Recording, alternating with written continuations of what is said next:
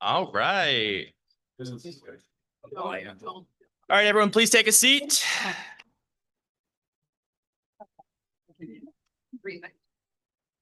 All right. Hello, everyone. Oh, I hate that. All right. Hello, everyone. I'm Brad Sherburne, the chair of Manhattan Community Board 5. We will begin tonight with our public hearing. So I will hand it over to our first vice chair, Todd Shapiro.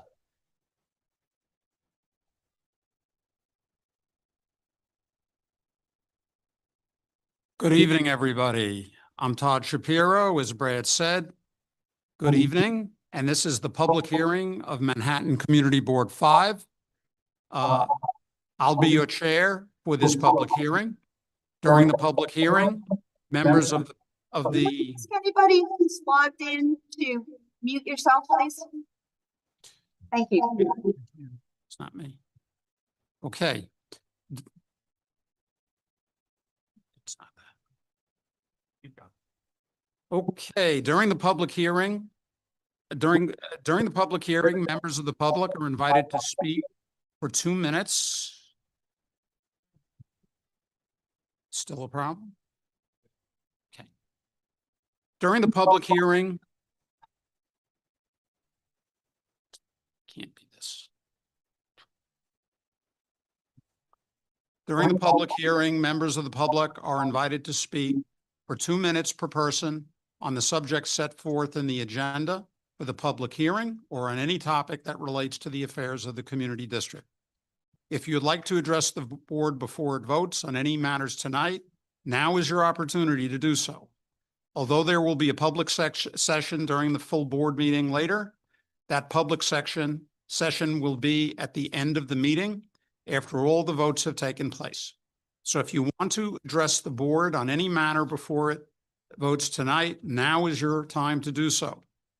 If you'd like to speak during this public hearing, please use the raise hand feature now. When you are recognized, we will allow you to speak, but you must unmute yourself. In order for you to be heard, you will have to unmute yourself. I'll say that a second time. Again, everybody is allowed 2 minutes. Extensions will be only at the discretion of myself for special circumstances. Okay, we'll begin the public hearing with our first person. That would be Jane Rossman. Jane, come on up. To the podium right over there, I believe. Did we lose the reverberation? Yeah, I think we got it.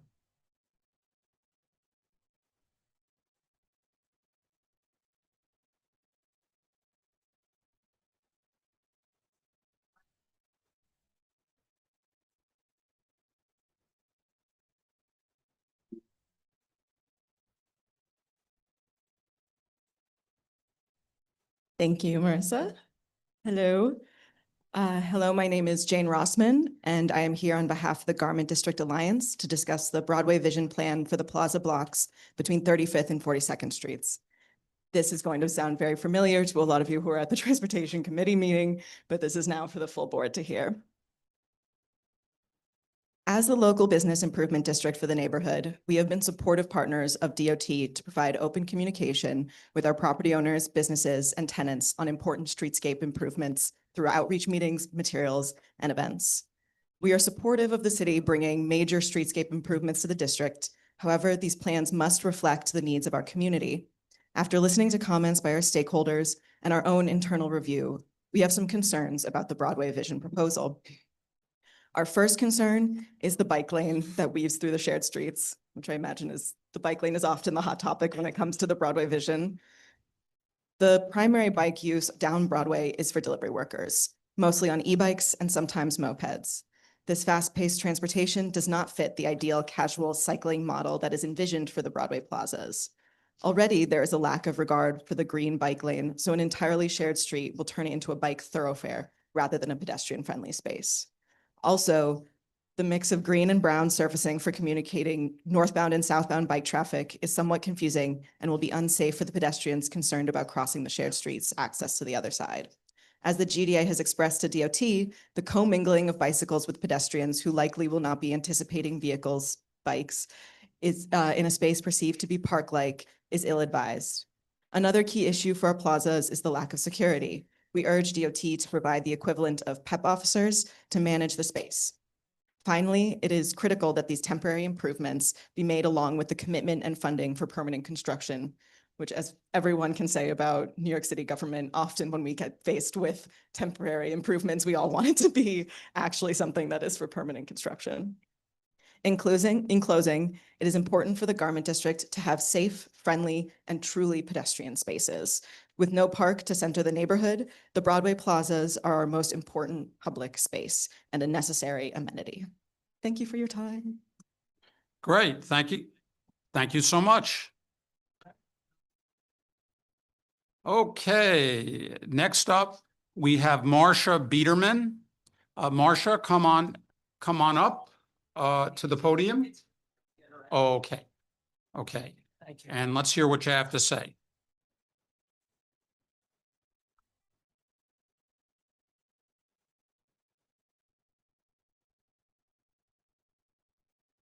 Hello, I'm Marcia Biederman. I'm a volunteer member of the New York City Organization of Public Service Retirees, and I'm here to ask the full board to pass the resolution that was adopted, and we're very grateful for this, by the Budget, Education, and City Services Committee, and you can see it on page 15 of your agenda, which would preserve the health benefits that 250,000 municipal retirees earned and were promised, and that is traditional Medicare plus a city-paid supplement. And we do not want to be forced into a Medicare Advantage plan. We have banded together and sued the city and won 11 court victories, no losses. But one of our cases has yet to be decided because the city keeps appealing all of our losses.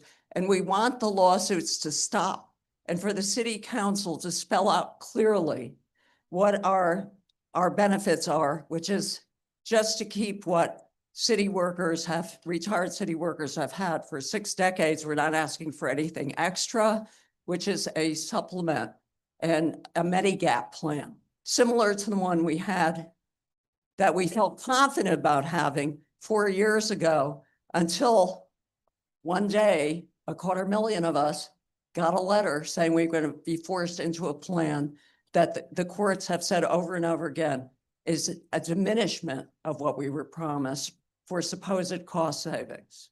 So I urge you to pass that resolution, and I thank you for your attention. Okay, thanks so much for your comments. Next up on site, we have Charles Nye. Come on up, Charles, to the podium.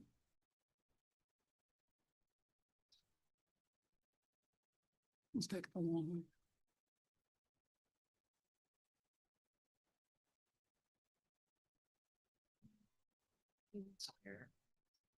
You're good?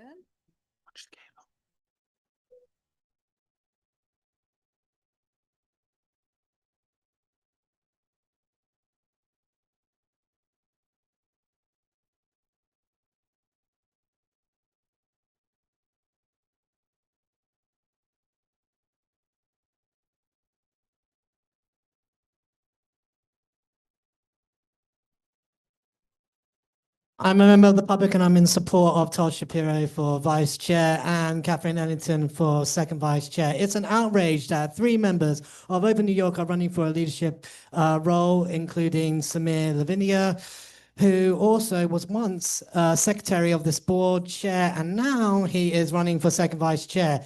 Is he power mad? I don't know. That's for you to decide. But I can tell you this, in my opinion, he is just looking for approval from his mummy because he lives in the shadow of his brother, Sal Lavinia, who's much more successful as he works for Doge at the White House for Veterans Affairs. We need a female in leadership. It's about time, and not only that, but an African-American one, because that shows diversity and it represents the community. Charles, please make sure that your comments are not ad hominem and just on broad substantive matters. Sorry, Vice Chair. They don't actually give us public speakers a code of conduct, so I had no idea. Anyway, we should have a female African-American member of the community board for diversity reasons, because you guys represent the community. In fact, you guys serve us, the constituent, the member of the public, the ones who live and work here. So please know your place. That is your duty as you were elected. It is also shocking that the Land Use Committee is the only committee, according to your website, that doesn't have one single newly appointed member on that committee and 2 Open New York members on it. And I'm really concerned about that, because in the press, Open New York members of this board actually complained that under the leadership of Vicky Barbero, they couldn't get on the land use committee due to an unspoken understanding that people would need to gain knowledge and understanding about how things work in the city when it comes to land use and city codes and things like that. So I find it ironic and a bit of a hypocrisy that we have Okay, 2 members. Charles, of New York finish up in the next 15 seconds or so, okay? Thank you. And not one single newly appointed member on that land use committee. Thank you for your time, and please don't be a puppet of Open New York. Thank you. Thank you, Charles. And now we are going to move online for some virtual participants. Anybody that's interested in speaking, please raise your hand.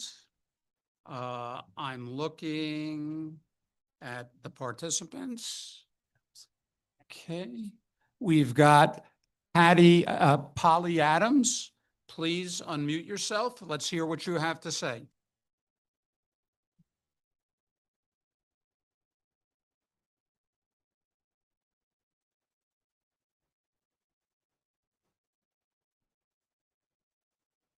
Okay, hello, can you hear me? Yes, we can. Go ahead, Polly. Thank you, thanks so much. I'm Polly Adams. I've lived at 7 East 20th Street on the 5th floor since 1978 as an artist in residence. My sons, wives, and grandchildren have also lived with me frequently during this time. They're teachers and they can't afford renting in Manhattan. I also live with my partner, Tim Hayes. I realized in the 90s that expenses of this condo would go up rapidly, so I spent my life savings and loans making a rental apartment, 5R. All of the bedrooms from the rental apartment 5R and my bedroom in 5F are directly above the 913 Broadway rooftop. The original restaurant, which closed during the pandemic, Punch, was absolutely forbidden any rooftop building or access to prevent disturbing all the residents in our building. They did try one party, but when I called the owner, he kindly complied. A rooftop restaurant club would seriously affect the quality of life for all the residents in Holtz House, even the ones in front, because there's an alleyway that allows noise, music, smells to travel right to the front. The bedrooms in the back are occupied by 2 young children who go to sleep at 8 p.m. every night. I go by 9. This would, of course, affect our ability to sleep, having that kind of noise, music, smells right outside our windows. My tenants have informed me that they would definitely move out if this club or building is allowed to exist in any form on 913 Broadway. And the value of my property and the ability to rent 5R would decrease dramatically. As it is, given local law 114041, and my maintenance has tripled over the last 6 years, and I can barely afford to live here, actually. I continue to seek work when I should have been able to retire well past 65. I respectfully urge the Community Board 5 to prevent any restaurant, club, or building on the top of 913 Broadway, as was done with Punch, so that our peace, sanity, and quality of life are maintained, and the value of our properties that we've worked so hard to maintain are not substantially diminished. Thank you so much. Thank you so much for those comments, Polly. Okay, looking back online, I see we've got Mark Simons. Mark, unmute yourself. Let's hear what you have to say. Hi, thank you for making the time for me to speak, board. I'm a neighbor of Polly's who had just spoke. I live at 7 East 20th Street. With the issue that we're discussing, it was approved from Landmarks at 913 Broadway for that building to have an additional story on the top of it, which the owner of Massera Restaurant, which currently occupies that building, is intending to have an outdoor space with a bar, additional restaurant space. It was, the addition was approved by Landmark. We've been working together with the buildings surrounding 913 Broadway, which is a two-story building. All the other buildings around 913 Broadway are much taller, from 12 to 20 stories. So our concern, as Polly has just has spoken about, is that the bar that is anticipating being opened up will cause significant problems for us as far as our quality of life, our ability, and the value of our properties.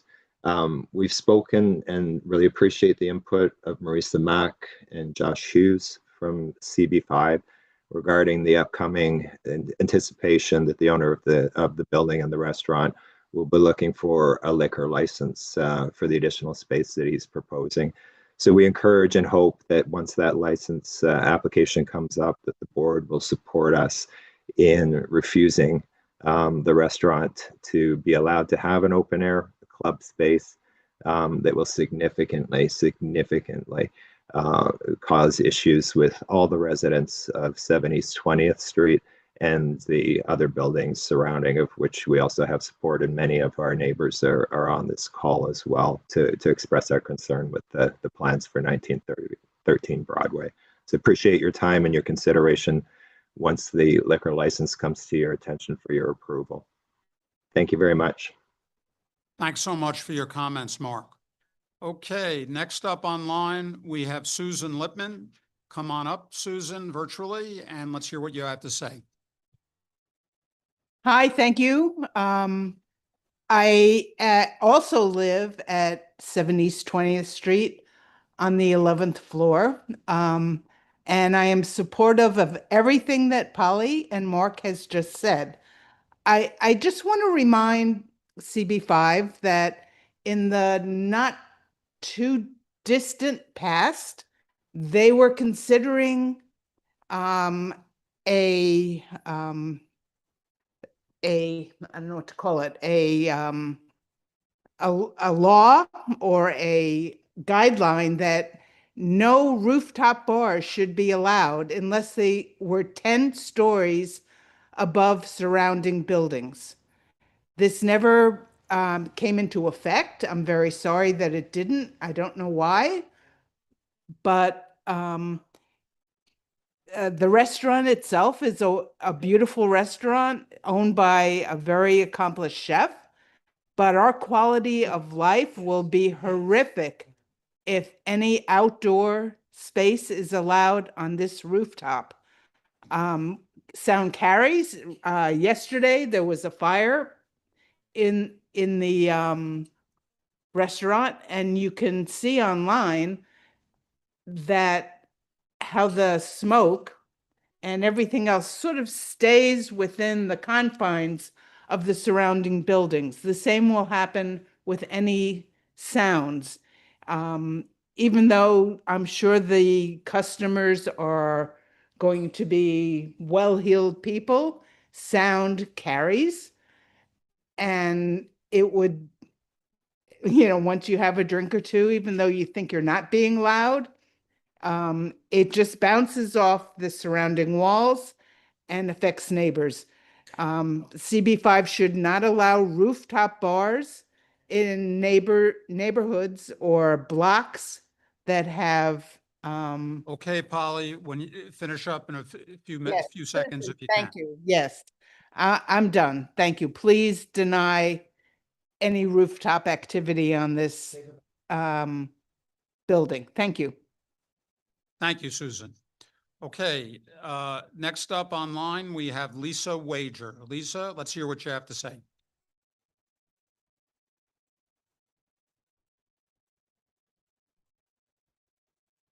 Lisa, are you with us? Unmute yourself and we eagerly await you.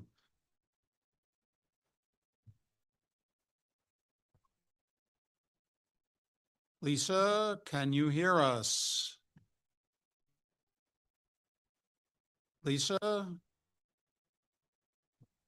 Okay, we're not hearing you. I think unless we get a response in another few seconds,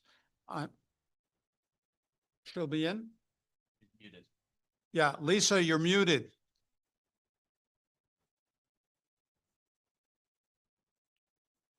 She's not in her. Okay, looks like we've lost Lisa for now. So seeing no other people online and nobody else on site, I'm going to call a close to the public session, and I'm going to turn things back over to Brad. Thank you, Todd. All right. I will now call to order the full board meeting of Manhattan Community Board 5. I am Brad Sherburne, the chair. We will start our full board meeting by hearing from elected officials that are in attendance and wish to address the board. The elected officials will be followed by any representatives of other electeds who may report to the board for 2 minutes each. The board then enters into its business session, which consists of a vote to accept the minutes. Then we have our June elections for officers, the district manager's report, chair's report, committee reports and resolutions with a question and comment period, which we will then follow with new business. Lastly, we will conduct a public session for those who would like to address the board on any item that was not covered during the meeting and that they did not speak to the board about during the public hearing, followed by adjournment. I will start this meeting by calling on elected officials, and I believe Councilmember Carlina Rivera is with us. I see. All right, I don't see Councilmember Rivera, so we will go to you, Harvey. Good evening, everyone. If the council member is here, I'm happy to wait for her, but so for folks that don't know me, my name is Harvey Epstein. I'm the Assembly member, 74th Assembly District. Want to wish you all happy Pride Month. Or in June. We're up here in Albany trying to end the legislative session. I haven't been able to talk to you since the budget passed last month. People know we had a really late budget this year, but a lot of great things were in the budget. We put a lot of money into affordable housing, created a first Section 8 voucher program from New York State called HAVP, put a lot more money into environmental issues, money for tax cuts. I see my friend Tony Simone just joined us as well from his own assembly office. There's a lot of great things that Tony and I can talk about in the budget around public safety, mental health, housing. I think is a really big budget. The risk, though, is the federal government, and people should be mindful that even though we passed a budget, we lose $10 billion as this big, beautiful budget bill is proposing, means we're going to get killed. In Manhattan alone, we're going to lose $409 million in just for Manhattan, $10 billion for New York State, which means the budget we just passed will help blow a huge hole. I think we really need to pressure our congressional leadership not to allow that to happen. Couple of local things. We're doing a shredding event on July 1st at Stuyvesant Park. So with Senator Gonzalez and Councilmember Rivera. And, as we get towards the end of the legislative session, Assemblymember Simone and I are working on a bunch of bills that we're passing every day. We passed some great bills on consumer protections. We just did something on student debt. We're trying to get another bill just coming out of committee today, just to talk about the impact that losing your driver's license has on lower income New Yorkers. Time and time again, we're here fighting. We're now debating a package of bills around, real disclosure things for our prison system. As people know, the murder of Robert Brooks, an incarcerated person, and the death of 43 incarcerated people this year and 175 last year really requires us to do more through the strike of corrections officers early in the year. I'm happy to talk about the budget and in detail through all of my report, but I know you have other people who you want to get on this, so I'll take a question or two if that's the chair allows it, or if not, I'll just move on. I'll allow a question or two. Anyone? All right. Thank you very much. Thank you. Have a great night, everyone. Okay. All right. I see. Welcome, Councilmember Rivera. Please go ahead. All right. Hi, everyone. How's it going?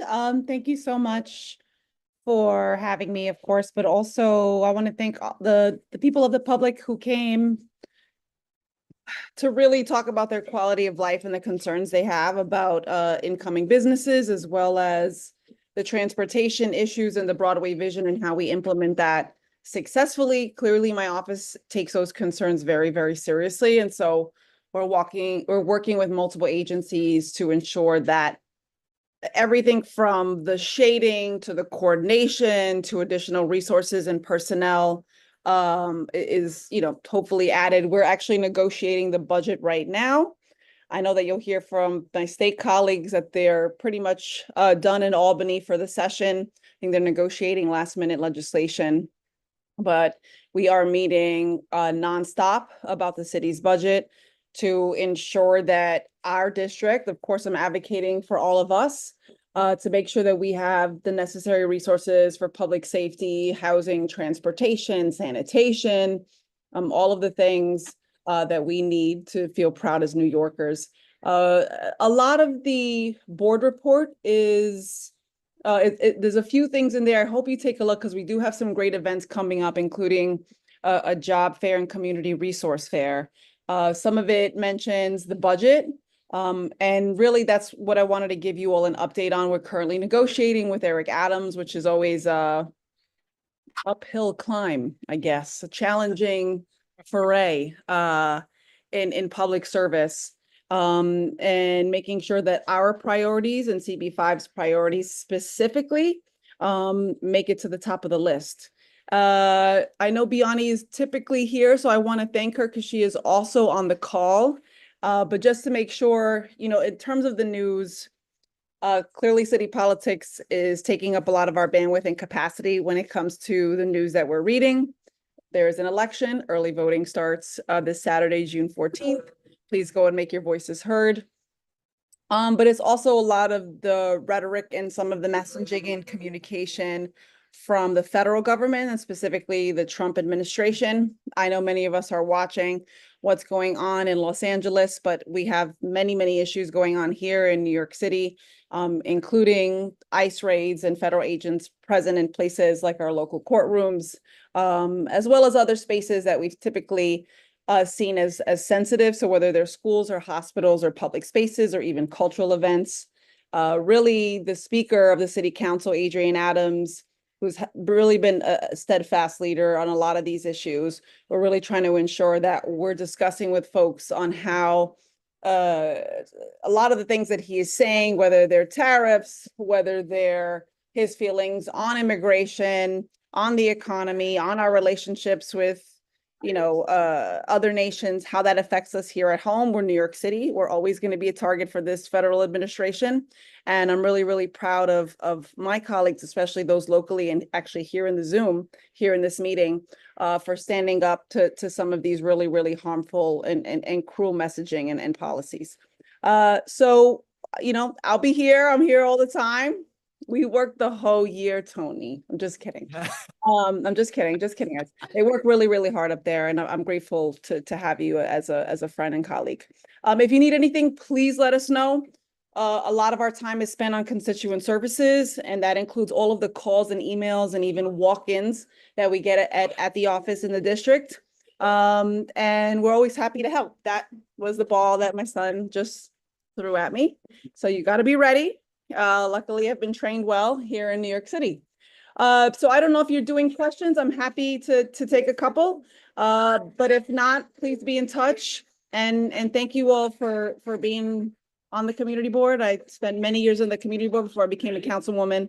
And I have some really great moments and memories from doing that work. Thank you. Thank you very much, Councilmember. I'll allow a couple questions. Zul, go ahead. Grab a mic. Do you want to just use this one for now or? Okay. One moment, please.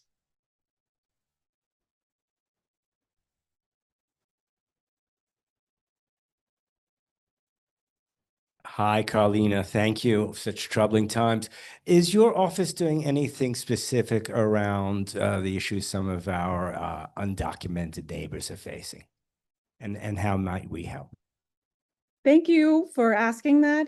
So we've done a few things. Clearly, we've done press and participated in rallies. Specifically, though, when it comes to direct outreach, we have a lot of programs that we fund via the city council budget.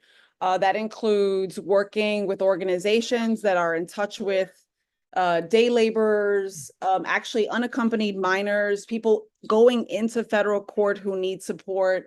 So we're ensuring that our nonprofit colleagues feel supported and that we're consistently working with them. Aid for Life for example, is a great partner. They not only do services in terms of being in touch, putting families in touch with resources.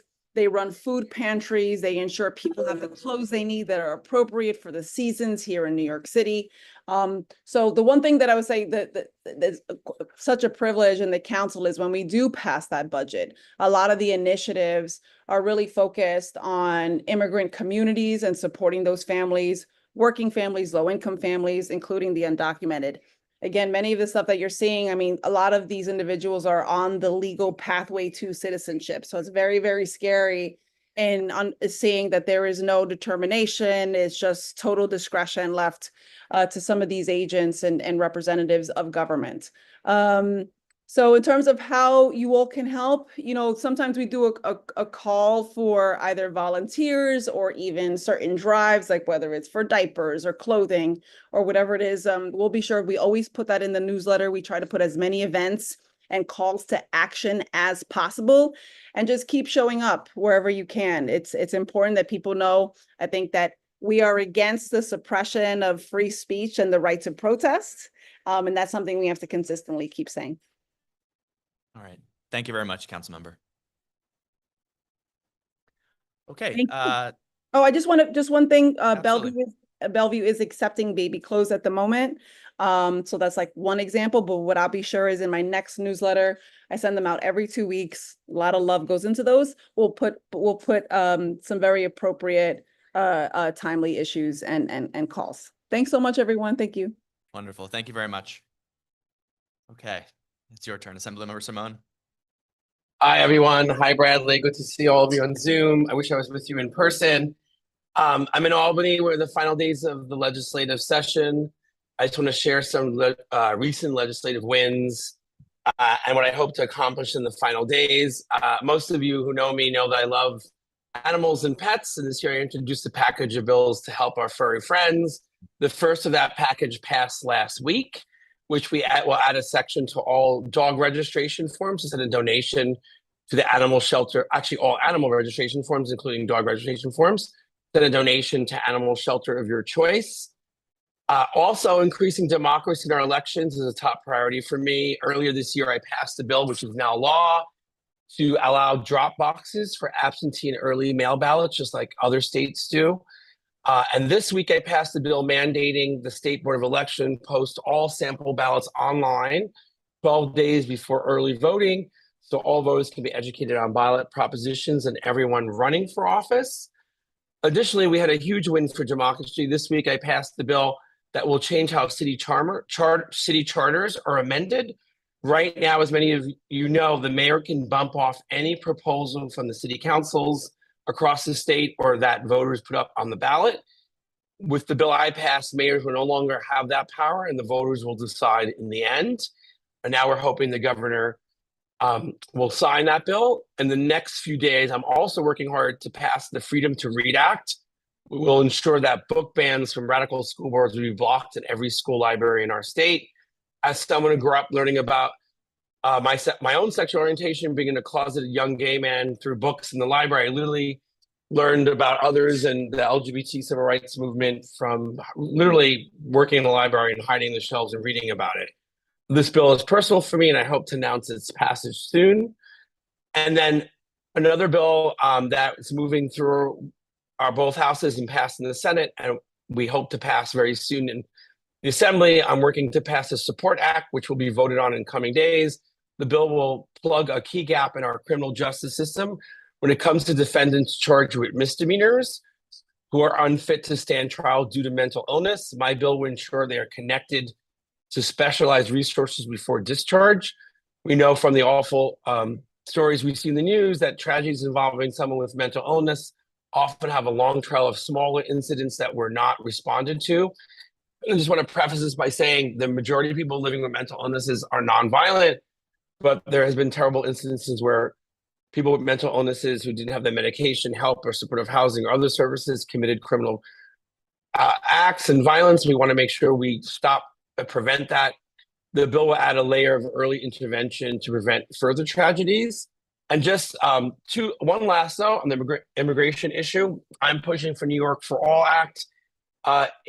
In the state, it's an uphill climb right now. I think a lot of Democrats are nervous about this issue, afraid that the Republicans that are going to say we're a sanctuary city and state, they're already saying that. I think we should embrace that. I come from an immigrant family. I have 2 undocumented cousins who've been fighting for residency. That paper's expired. I don't think many people know this, but when you overstay your visa, it's actually a civil offense, not a criminal offense. But clearly this administration has expanded the definition of what a crime is, including free speech, including protesting.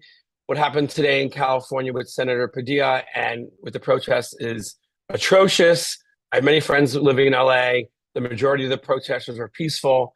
Militarizing the National Guard from the president without the governor's approval is an over abuse of power. And many of us, my colleagues and others, were participating in pro-immigration actions this summer to protect many immigrants who are actually here legally on green cards and work visas. With that, I hope also to see you over the summer in the district. And I do work all year long, maybe not in Albany, but definitely in the district. And also happy Pride to everyone. And I'm willing to take any easy questions. All right. Does anyone have any easy questions? All right. Thank you very much, Assemblymember. Thank you, everyone. Okay, I think that is all the elected officials. Great, thank you. So now will representatives of electeds please raise your hands.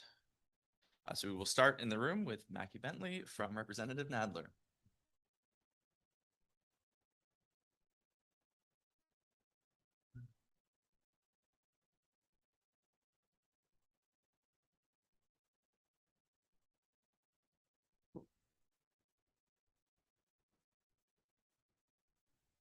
Is it on? Okay, it's on. Sorry. Good evening, everyone. Just want to provide a few updates from Congressman Nadler's office. Last month, Congressman Nadler stood with every Democrat in the House to vote against the House Republicans' devastating budget bill that would kick more than 10 million Americans off their health care coverage, strip food assistance from millions, and drive up premiums, deductibles, and copay for working families, all of which finances massive tax cuts for billionaires and large corporations. Moving on to something that happened earlier this month, as many of you may have heard. A few weeks ago, there was a concerning incident in which the Department of Homeland Security agents forcefully entered Congressman Nadler's district office without a warrant or consent and handcuffed and detained a staffer. From the onset, Congressman Nadler's #1 concern was for the safety of his staff. And while no arrests were made and the situation was quickly de-escalated, Congressman Nadler is alarmed by this aggressive and heavy-handed tactics by DHS, which they are employing against citizens and non-citizens in New York City alike. As a result of the incident, Congressman Nadler and Congressman Jamie Raskins sent a letter to Judiciary Chairman Jim Jordan, urging him to convene a committee hearing with DHS Secretary Kristi Noem. President Trump and the DHS are sowing chaos in our communities, and both representatives urge Chairman Jordan to condemn this behavior and demand Secretary Noem appear before the committee to answer questions regarding the use of such illegitimate intimidation tactics on citizens and non-citizens alike. And then last but not least, a few updates of community events happening. Congressman Nadler and State Senator Liz Krueger will be hosting a town hall this upcoming Tuesday, June 17th from 6 to 7:30 p.m. at Hunter College, moderated by a special guest, Maya Wiley. And then our office is hosting a series of mobile constituent services. For more information, feel free to reach out to our office or stop me after the meeting. Thank you so much. Great, thank you. Okay, now we will go online. Yep, so Lori H. from Councilmember Bottcher's office. Thank you. Good evening, CB5. I have a short presentation tonight, just a couple of items to share. Councilmember Bottcher, after months of weighing what's best for the future of our community, made a decision that he will not support a casino at the Western Rail Yards. Eric thought the proposal did not meet the high bar of community support that such a consequential project demands. He also said that any development of this scale must put the needs of New Yorkers first, and that to us means housing. And the Western Rail Yards plan remains an opportunity to deliver thousands of housing units and other benefits in addition to a new public school. Significant concessions from the applicant were made, including the share of affordable rentals has increased dramatically from 8% to 25%, with up to 4,000 total apartments planned. The publicly accessible green space has also been expanded even further from 5.6 to 6.6 acres. Next up. On June 2nd, our office unveiled a new landmark mural in Hell's Kitchen called Botanical Pulse at 463 West 47th Street in Hell's Kitchen Park. You should go if you have not already. This happened after the international nonprofit Urban 2030 reached out to our office. It's a stunning mural by renowned Italian street artist Fabio Bottani. Council members' goal since taking office has been to increase public art across District 3 because he believes the public art turns ordinary corners into places of connection and inspiration. And that's it for me tonight. Thank you. Thank you very much, Lori. Okay, next up is Franklin Richards from Councilmember Power's office. Hi, good evening, everyone. Just a few updates from my end. Just two bills that Councilmember Powers introduced this past stated session. First, many of you have heard of scams and fraud are prevalent in Battery Park, where many people go to take the ferry to visit Liberty Island. For years, both New Yorkers and tourists have been scammed by ticket sellers who promise ferry rides to the island and then are taken up and down the Hudson or worse to New Jersey. The council member recently introduced a bill to prevent that, along with Councilmember Marte. And second bill is Councilmember introduced a bill that would limit the speed limit of e-bikes to 50 miles per hour. By lowering the speed limit, e-bikes can travel safely on the street and help prevent both crashes with pedestrians and crashes with cars. This is an important measure that will help make our streets safer for all of us and for folks that use cyclists and drive cars. Finally, two events that we have coming up. Both are on the same day, June 21st, which is technically the first day of summer.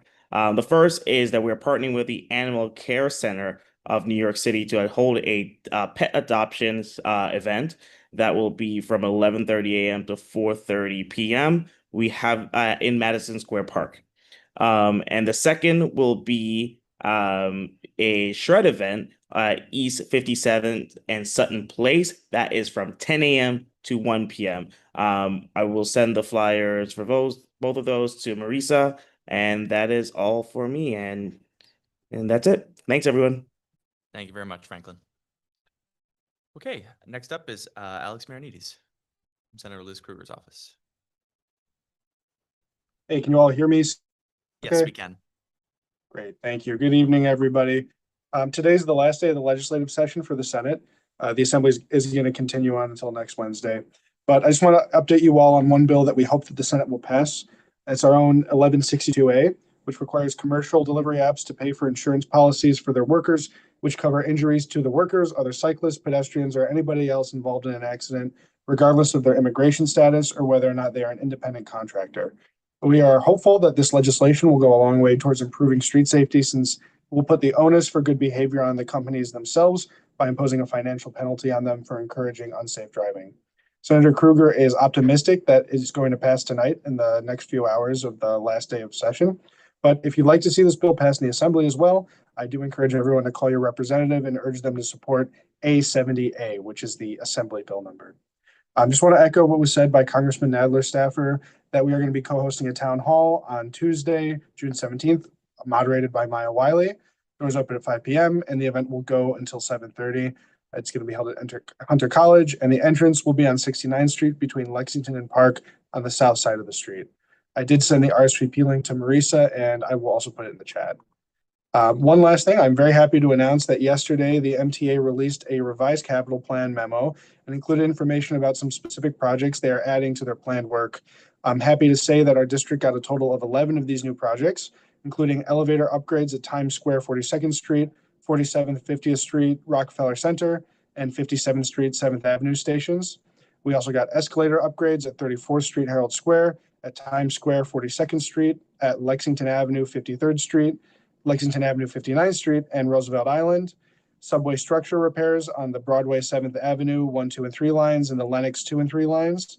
And a pump room project at 74th Street, Lexington Avenue, which services the 4, 5, and 6 lines, and which will help to mitigate flooding caused by extreme weather events. So I don't know how much time I have left. Usually I can see how much time I have left, but I don't. So I will leave it at that. And thank you all for your time.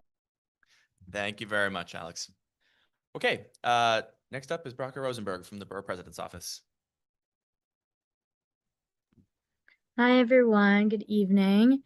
I have a few updates from our office, a bunch of upcoming events that we're very excited about.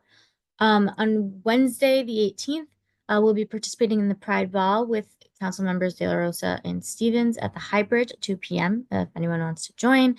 On Wednesday, the 25th of June, we are going to be hosting DOB in your district at our Northern Manhattan office, and you can feel free to sign up for slots or reach out to me for the sign up sheet.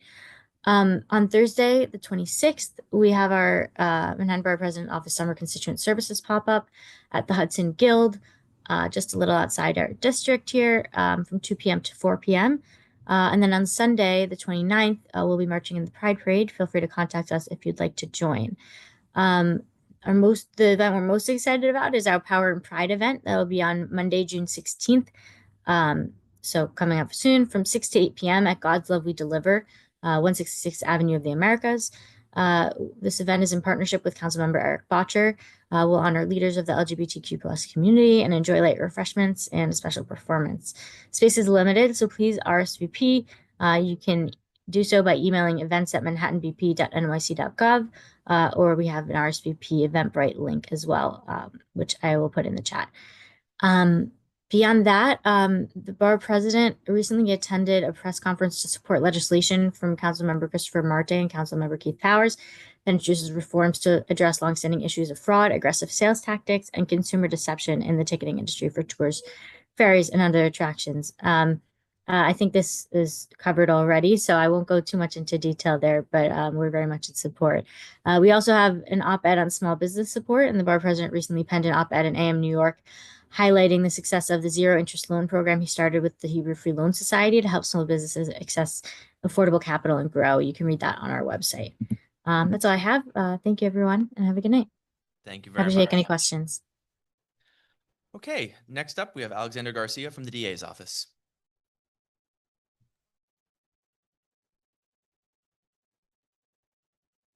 Okay.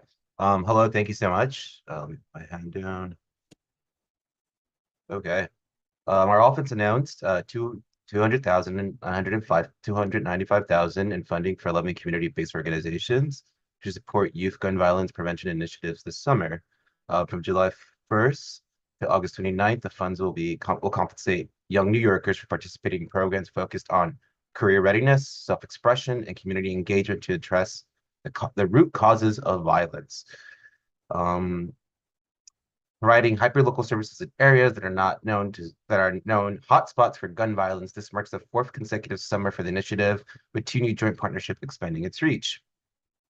Manhattan District Attorney Alvin Bragg Jr., New York Senator Bradman Hoyman Siegel, and New York State Assembly Member Linda Rosenthal have introduced new legislation to criminalize the distribution of 3D printable autoseer blueprints. The bill aims to close a loophole in New York law. While possessing and manufacturing autoseers is illegal, sharing the digital blueprints is not. Autoseers are a small device that can convert a semi-automatic firearm into a machine gun. This initiative is part of a broader strategy to combat 3D printed firearms. Excuse me. The DA also announced that Harvey Weinstein had been found guilty of the criminal sexual act in the first degree for sexually assaulting Miriam Harley in 2006. For more information, please see our press release. And lastly, our office has announced the indictment of an individual for an unprovoked attack on a 70-year-old woman in the East 53rd and Lexington Avenue subway station in May 2025. The individual was charged with assault in the 2nd degree and assault in the 3rd degree. That'll be it, unless there are any questions. Thank you very much. Okay, next up is Kat Davis Veloso from Senator Gonzalez's office. Good evening, everyone. Just sharing a few updates from Senator Gonzalez's office. The senator submitted a public comment today to the Gaming Commission on the scope of work for Freedom Plaza, Midtown East Casino. Our office will be keeping our constituents up to date on that development process through our newsletter, which you can subscribe to by emailing gonzalez@nysenate.gov. We're proud to announce that Senator Gonzalez Senator Gonzalez's district office has been declared a cooling center this summer and will operate as such on Tuesdays through Thursdays from 10 a.m. to 3 p.m. on heat emergency days. Our office address is 801 2nd Avenue, Suite 303. As Assemblymember Epstein mentioned earlier, the senator is co-hosting a paper shredding event with DSNY and Assemblymember's office on Tuesday, July 1st from 9 a.m. to noon near Stuyvesant Square Park. This is a great opportunity to safely dispose of sensitive documents for free. However, they're only doing paper, electronics, and batteries will not be accepted. Our office is looking forward to hearing community board and constituent feedback on the proposed 34th Street busway. And lastly, the senator will be holding our next Manhattan Mobile Office Hours event at the Kips Bay Library on Tuesday, July 8th from 2 to 5 p.m. Thank you. Great, thank you very much. Okay, and then next we have Sophie Secor from Assemblymember Boris's office. Hello, everyone. We are in the final stretch of the legislative session. It got extended for the assembly by a week, but we are very happy to have at least gotten the budget done. We were able to get tax relief for working families, a fully funded MTA capital plan. For District 73, we were able to get nearly $50 million for local schools and community programs. And we were really happy to get a lot of our legislation in the budget as well. Medicaid fertility preservation was able to get in there, as well as new protections for students, bell-to-bell cell phone bans, so that kids are staying focused in school. Other than that, no major updates. I did want to say we now have notary services for free in our office, Monday through Thursday from 9 a.m. to 2 p.m. Our office is at 353 Lexington Ave if you want to stop by and take advantage of those services. Thanks so much. All right, great. Thank you very much. All right, I think that is the end of the elected representatives. Yeah, okay, great. So we will now enter into the business session of the board, where, as I mentioned, only board members are allowed to speak. Board members attending virtually, please remember to have your videos on during the meeting. So we are now entering the business session, starting with a vote to accept the May minutes. May I have a motion? And a second? Thank you very much. As a reminder to all members, we are conducting voting using the Google form sent to you by our secretary. Please use this Google form to cast your vote. If you are in person and do not have a device capable of casting a vote, or if you're having issues or need assistance, the board office is available with additional devices for members to cast their votes. There might be problems. People have a large. But if you have problems, just make sure you check. There are going to be people there that might have problems. Okay. And great. And just to repeat for those online, apparently Google has had some sort of technical issue, so you may be having an issue. If you are, let us know. Okay. And then for members attending virtually, please let us know in the Zoom chat if you're having issues. All right, now we will have our June elections. As a reminder, due to the recent changes in our bylaws, these officers will be serving a term from July 1st to the end of November. At our November meeting, we will hold another election, which will have a more typical one-year term going forward. Kevin Frizz, the chair of the nominations committee, will call the candidates to the podium one at a time. Each candidate will be given up to 3 minutes to address the board. Candidates running unopposed are gently encouraged to keep their comments brief. You have received 2 ballots from Euron, and you'll be using this first ballot for your voting in the election. You may vote after hearing from all the candidates for a given position or at the end of the statements. Like the resolutions, you will only be hitting submit once. And as a gentle reminder, for the election and for resolutions generally, please refrain from voting until we reach that portion of the meeting. After all candidates have had an opportunity to address the board, we will then tally the votes and announce the elected officers of our board. So Kevin, take it away. Thank you, Brad. My name's Kevin, and I'm chair of the election committee this cycle. Excuse me. Also in the committee this cycle was Christopher Nazaro, Yodan Thoden, and Zul Zukowicz. Thank you for your attention and concern over the past month. Thank you all to the candidates as well for their efforts. They all submitted pre-submitted statements, which I re-emailed out about an hour or so ago. So you can confirm those as well. We will start these statements from the top down. So we'll start with the chair, Bradley Sherburne. Okay. I'm just gonna do it from here. Thank you, everyone. It's been an honor serving as the chair over the past year. I think we've grown a lot in the past year, and I've kind of enjoyed doing that with all of you here and look forward to doing that going forward with all of our new members. Going forward, as I said in my statement, my focus will be honing our process to incorporate our new members and also to refocus our committees to sort of better address our priorities. So I want to thank you all for the innumerable hours and effort that you put into the board and also with the trust you placed in me in leading the board. So thank you very much. Thank you, Brad. We will now move on to first vice chair, and we will start alphabetically with Yaron Noti-Victor.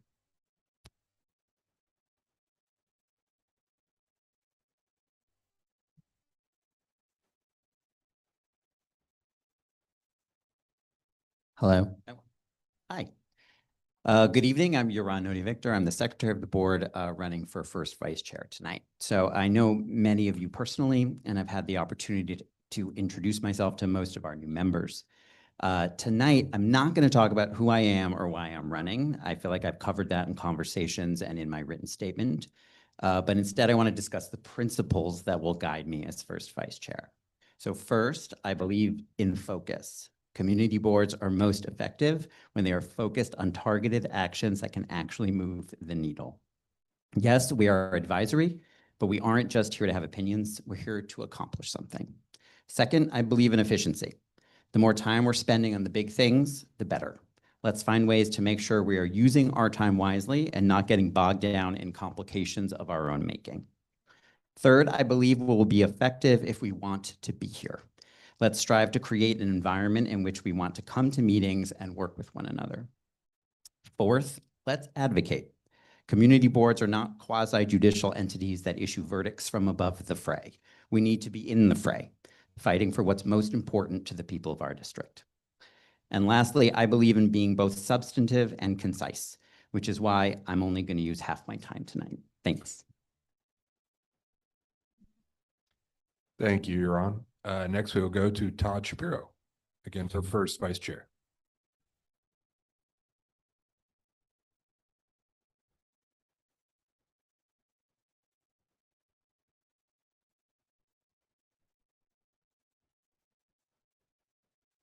Good evening, everybody. It's election season, and I'm asking you to grant me another term to serve you as vice chair of CB5. It's truly been an honor to serve you in the past year, and what a year it has been.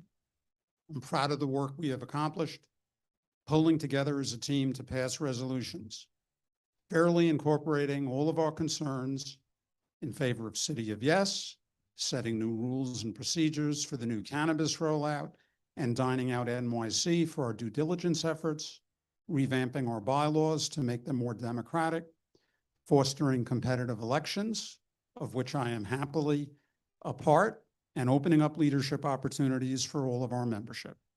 This is only a partial list. Our executive committee has joined together and provided strong leadership in a time of transition, and with an unprecedented number of new people coming on board, 15 this year alone. To our veteran members who know me well, I promise to continue to use my 9 years of board membership and the experience I have gained serving on parks, SLAP, multiple task forces, writing countless resolutions on all the issues facing our board, testifying before city agencies, and appearing in court to carry on and help guide our actions in the term to come. My goal is always to listen to you and to serve as a source of collective memory and conscience for all of us. As someone who has managed a small business in our district for over 25 years in good times and bad, was born in New York City and raised a family here, I have a great sense of the city, what it needs, and what we can accomplish if we all work together. To our 15 new members who I've gotten to know during our onboarding sessions and in conversation with you in your brief time with CB5, I will continue to try to communicate to you the passion, the satisfaction, and the plain fun that I feel comes with service on CB5 and its committees and organs. As I said last year in my similar statement, we must make our new members feel that they all have a chance to serve in leadership positions on committees, as officers on task forces, and with the changes in our bylaws that I had a part, this is all possible for those who choose to pursue it. If reelected, And even if not, I am here for you to help and get you started on your own careers of service at CB5. You are our future. And as always, I will be guided by my own cardinal principle that CB5, its leadership team, and all its members should do their utmost to advocate for the interests of our district in an energetic, fair, and most importantly, independent manner, as it has done over the years. For that, I ask for your support. Thank you.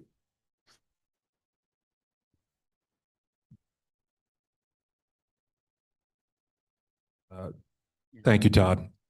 We ask that you all take a moment and submit your vote for the first vice chair while their speeches are fresh in your mind. But please obviously do not hit submit at the bottom until we've completed everyone's speaking. Yes, we encourage you to vote for chair as well. For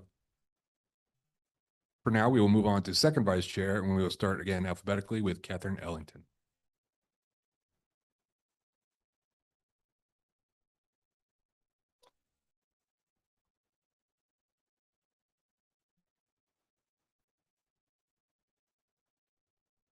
And I've reached out, I think, to most everyone, especially the new members, in the last week or so. And if I left you out, just know that I'm always leaning in toward inclusion, not exclusion. And I believe that as we sit around this table, I'm proud to be with you. When I came to this board, I didn't come with a particular agenda. I came to serve. And I took my assignments. This is the first time that I'm saying, oh yeah, I want to be down for this. I want to do this because this is where my strength lies, in collaborative efforts and community engagement. If you sat with me in committees, you know that I'm listening for voices that we might not otherwise hear. And I'm also down for the tension that creates good decision-making. And so I talk about collaborative efforts and community engagement and futuristic opportunities. On my way here, I read a piece of a speech that talked about that this is not a city of tranquil vitality. This is a city of where genius is born, where there's a true history of big ideas that are realized and that there are possibilities.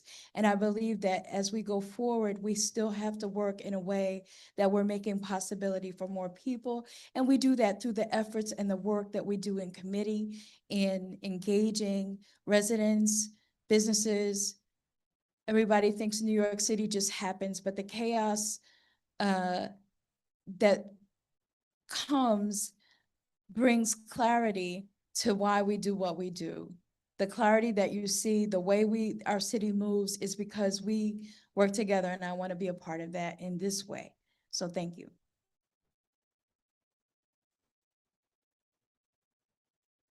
Thank you very much, Catherine. We will now move on to Samir Lavangia, again for second vice chair.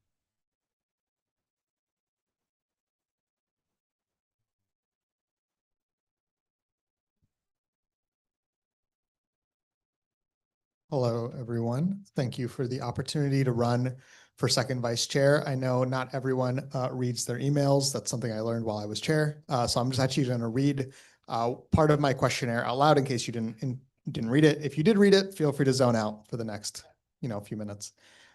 So I'm running for this role as second vice chair because I have a proven track record with the responsibilities of the role. As former chair of Manhattan Community Board 5, I represented Community Board 5 at the borough board meetings, interfaced regularly with city and state agencies, bids, and elected officials, and helped elevate our voice in the decision-making process.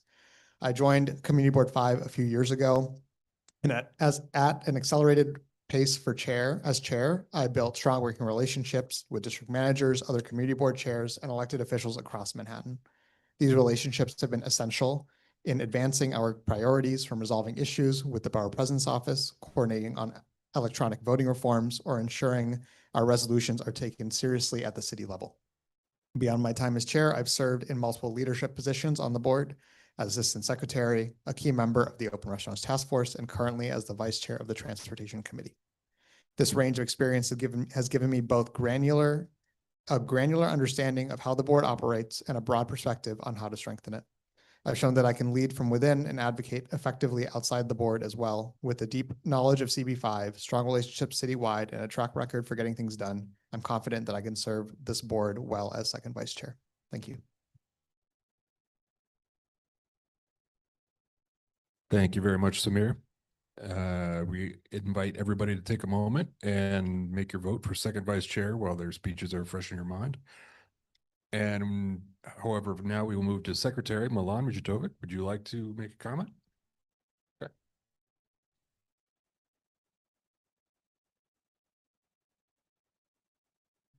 I heard that. What did he say? You have my vote. Up on the podium. There's a mic up there.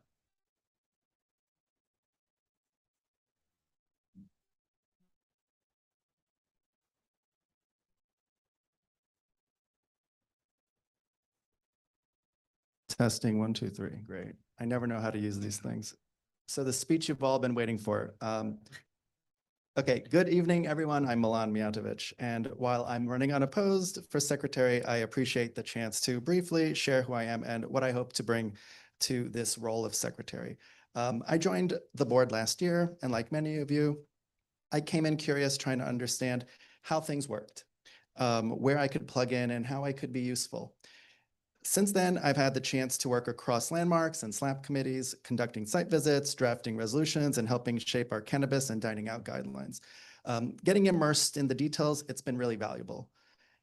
Professionally, I come from the world of UX research and design teams. I think a lot about how we structure information, how we reduce friction, how teams work together, and how we build tools that serve people, not the other way around.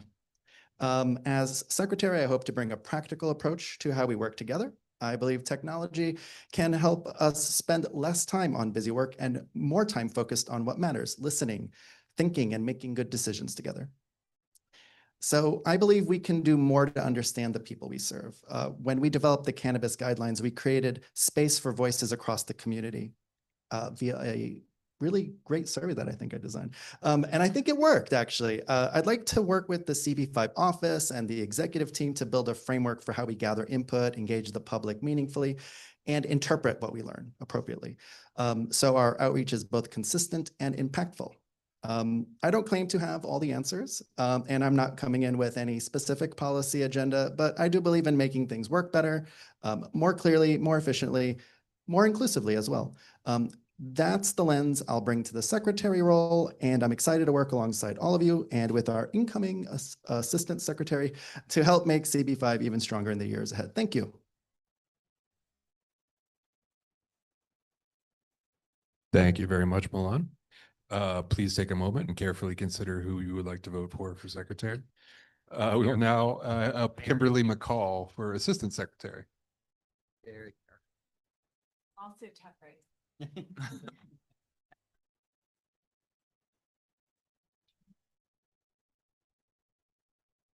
Hey, everyone. I just also wanted to take a quick moment to introduce myself because although I've been on CB5 since 2017, I've recently been on a leave of absence, and I know I haven't had the chance to meet all of you yet. I was actually in a freak accident last year where I was stung over 100 times by a swarm of killer bees while working in Rwanda and the DRC. I know it's like such a wild story. It was terrifying, but yet somehow clarifying. It reminded me how much I love this city and this community and how important it is to show up. And so I'm back. I'm, energized, and I'm grateful. And I'm really excited about the work ahead. So thank you all for that. In my day job, I run a nonprofit called Children in Conflict, supporting kids in war zones. I also teach at Columbia, and I help nonprofits grow stronger and think about their inclusion and equity. CB5, we're at the heart of this global city, but we face a lot of real challenges. However, I think with creativity and collaboration and care, we can meet them. So thank you all. And I would be honored to have your vote, and you don't have any other options. So thanks, everyone. Thank you very much, Kimberly.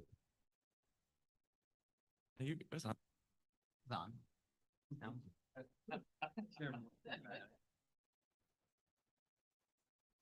think the green's blinking green is good.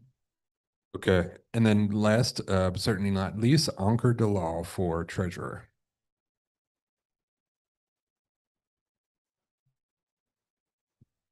Good evening. As I'm running unopposed, I will keep the comments very brief. My name is Ankur Dalal. I am running for treasurer. I am looking forward to continuing to deliver timely budgets to everyone. I know it's everyone's most exciting thing in the quarter when they see our budget, and I want to continue to make sure our finances are transparent to everyone on this board. I'm looking forward to meeting all of the new members and continuing to work with everyone here. Thank you very much.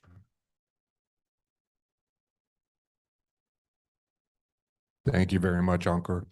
That concludes the speeches. We now invite everybody to complete your ballot. If you haven't filled out a vote for anyone, we will give everyone approximately 5 minutes, shorter of 5 minutes, or whenever all the votes come in. Thank you.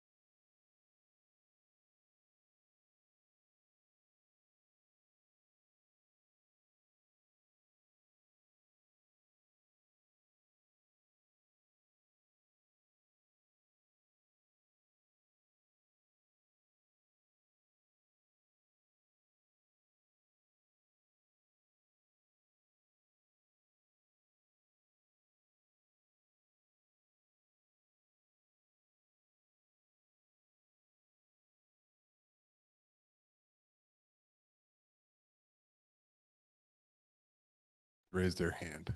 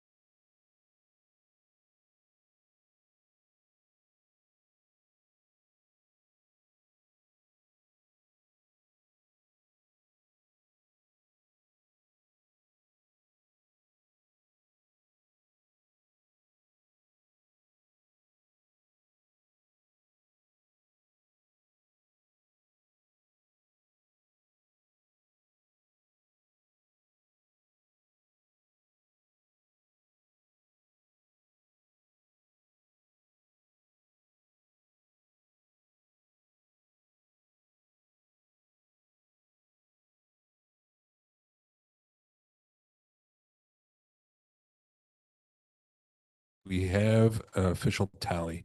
For chair, Bradley Sherburne was reelected, 42 in favor.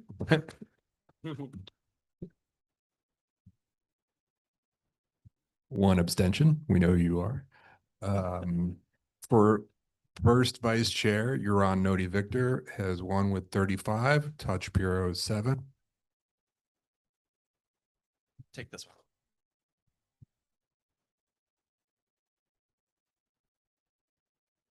For second vice chair, Samir Lamangia has won 31 votes, 11 votes for Catherine Ellington and 1 abstention.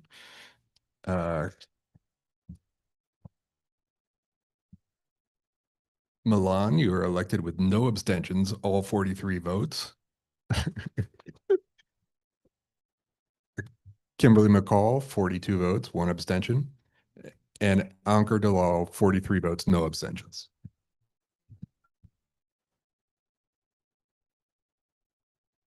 Okay, I would like to extend my heartfelt congratulations to all the newly elected officers of Manhattan Community Board 5. I'm honored to have been reelected as chair, and I look forward to working alongside all of our new officers and each of you as we continue to advocate on behalf of our community.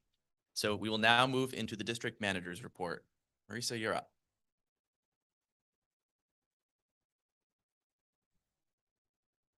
Thank you. I'm Marisa Mock. I'm the District Manager of Community Board 5. Very quickly, congratulations to all the new officers. Looking forward to working with you going forward and to continue to work closely with the previous officers is your knowledge, and I feel confident your commitment does not go away.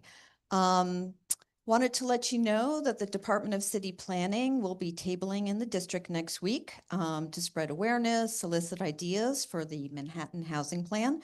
They'll be at the Union Square Green Market from 12 to 3 on Wednesday, June 18th. And that project website and survey will go live at the beginning of next week on their website, and I'll send that around and list that in our newsletter. For those of you who have not signed up to get the newsletter, please do so. Just cb5.org. New members, please do that. There's a lot of just little interesting tidbits of what's going on in the community. Also just want to let you know that the office continues to work on some longstanding and prickly constituent issues, 30th Street quality of life issues, 8th Avenue, but also remind you that you are our eyes and ears out there. So if you see issues around where you work or live, don't hesitate to bring them up. Construction, homelessness, street issues, bike lanes, whatever it is, if you notice it, it is most probably an issue for other residents and businesses as well. The office holds a monthly district service cabinet meeting where we bring all city agencies and elected offices together to discuss difficult constituent issues that can benefit from a multi-agency approach. So please let us know, and that goes for board members and for members of the public. And that's it. Thanks. Thank you, Marisa. Applause. All right, we will now move into the chair's report. So I'll keep it brief tonight before resolutions. First, I want to thank you all for reaching out regarding committee preferences. It's a bit of a challenge to place everyone on committees across the board, but I really enjoyed and appreciate the enthusiasm from members regardless of experience level. I look forward to working with you all across the various committees, and I'm sure the chairs and vice chairs of our committees do so as well. Regarding the committees, I also want to follow up on a few of the changes from our last meeting. As you all know, we have shifted the committee slightly to better align with our board priorities and processes. The Transportation and Environment Committee is now the Transportation Committee. The Parks and Public Spaces Committee is now the Parks, Public Spaces, and Environment Committee. And finally, the Budget, Education, and City Services Committee is now the City Services and Quality of Life Committee. Regarding the budgeting process, as I mentioned last month, that will be handled through a separate task force led by our new Assistant Secretary, Kim McCall. This is the task force that will create our list of budget requests on behalf of the board and our community, and will also draft our district needs statement and priorities. If you are interested in serving on this task force, please reach out to Kim and myself. We would like members from all committees to serve on this task force to ensure we have a diverse set of perspectives when drafting our budget and district needs statement. So I encourage you all to consider applying. Finally, in the coming weeks, I will be soliciting requests to be appointed for bid representatives for the coming year. Please look out for an email with that information. So that concludes the chair's report. And so now we will go to committee reports and resolutions, starting with the executive, a special resolution from the executive committee that Euron will be presenting.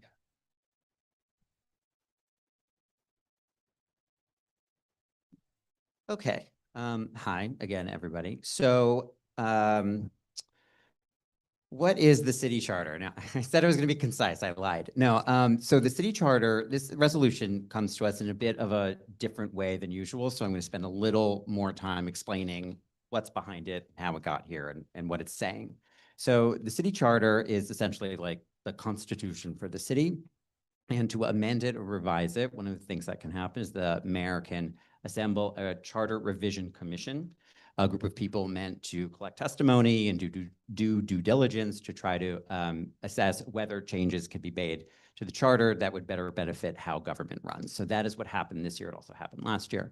That commission has been busy doing that work. And at the end of April, it released a preliminary report listing out the broadly what it was considering of putting on the ballot in November. None of these are all things that would end up as ballot initiatives in November. It separated its considerations into 5 major buckets. There's climate, there was elections, there was nonprofit procurement, there was one that I'm forgetting, and there was housing, which is the one that we're going to talk about tonight. As part of looking at housing, one of the things the commission is considering is revisions to the ULURP process. Because we have a lot of new members, I'm going to very quickly do this. So ULURP, ULURP, Uniform Land Use Review Procedure, is the mechanism by which land use applications are assessed by the city. And so an applicant wants to change zoning or get a special permit or any other sort of land use consideration, they go to the Department of City Planning and submit an application. The period in which they are putting that application together, it's called pre-certification. This will be relevant later, I promise, is the pre-certification part. Then when the application is ready to go and be reviewed, it's been certified. And the city charter dictates that it then gets reviewed by 5 different entities on a very tight timeline, okay? So first is the community board, 60 days. Second is the borough president, 30 days. Third is the city planning commission, 60 days as well, I believe. Then the city council, 50 days, and the mayor, 5 days. So that's the ULURP process. The Charter Revision Commission is thinking about making various changes to that process. Its stated goal in the preliminary report is to make that process go more quickly and more efficiently in an effort to get more housing production to address the housing crisis in the city. So where do we come in? So when the preliminary report was first issued, we were busy as a board, but this has been percolating and different people have been interested in saying something about what the commission is thinking about. I want to thank David Sigmund and Zool and we attended an event where this was discussed. We looked at what other organizations have said about this preliminary report. We've looked at what other community boards have said about this preliminary report. And we arrived at a resolution with a narrow focus. There's a lot you could say about the charter revisions, with a narrow focus on how ULURP can best work, because we're a community board and we're here to do ULURP. It's very narrowly focused to us. And we sort of had one single principle in mind, and that is, how can we also further the goals of the commission? So how can we make this process run more efficiently and faster, while also not sacrificing community input? So ULURP in some ways exists solely for community input. It's really important to the process. So how can we make it go faster, but not sacrifice community input? So that's how we get to the resolution before you. So let me quickly just talk about the resolved, and then I'll take questions. So what we are saying here, and this is all language that other people have mentioned or that's pulled directly from the preliminary report. These are things that the Revision Commission is already considering. So what we're saying here is that there are a package of revisions, that together would bring more efficiency to the process that we would support. So the first one, and this is all under the resolve beginning on line 85, that we would support mandating pre-certification consultation between applicants and community boards. So I mentioned earlier what pre-certification is. It could be years long process. And what we heard from both folks on the development side and on the community side is that consultation in that period can be very valuable because it allows, first of all, it allows like a developer to take really substantive feedback into account. It allows applicants and communities to get to know each other, understand their needs more deeply, rather than shoving all of that into just the 60-day window that's mandated by the charter. So that's the first. Second, encourage a neighborhood approach to planning. So this is about thinking about broader rezonings. And so, you can do ULURPs sort of property by property, building by building, or you can have a forward-thinking plan for larger geographies or neighborhoods that we would have significant sort of engagement on, and we would get our community input in, and then it would happen. It would like there would be a rezoning, let's say, and then a lot would be able to get done as of right after that, creating efficiencies down the road, instead of having to do all of that building by building, property by property, application by application. So we're saying that we support that. And third, we are saying that we want more resources. We have, this board as this board has voted on, we have used the services of a zoning consultant. It's proved very valuable to us. We've been fortunate to have the resources to do that. So we're saying the more resources that we have, the better job we can do and the more efficiently we can run our process. The first further resolved is we believe that the efficiencies gained if the commission were to put forward provisions for those three things would allow us to do something else that the commission is also proposing, which is to run the two advisory parts of the ULURP review concurrently. So I mentioned earlier the 5 entities that review a ULURP. The first 2, community boards and borough presidents, those are advisory. What that means is if we say no, the application still continues.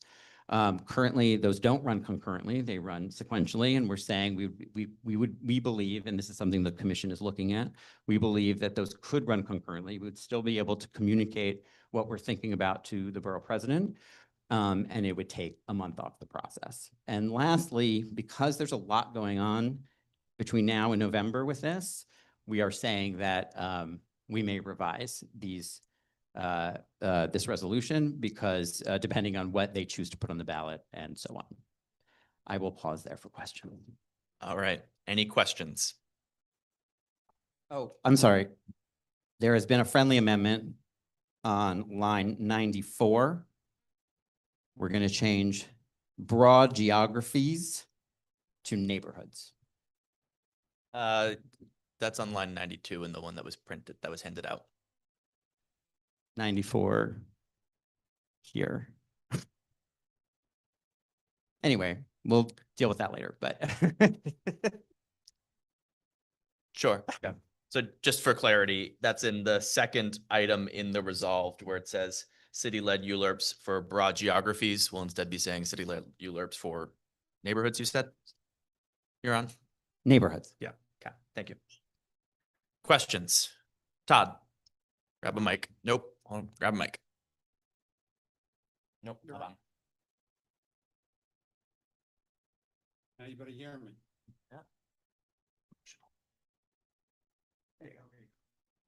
You're on. Thanks for your work on this and the other members of the committee. Can you explain how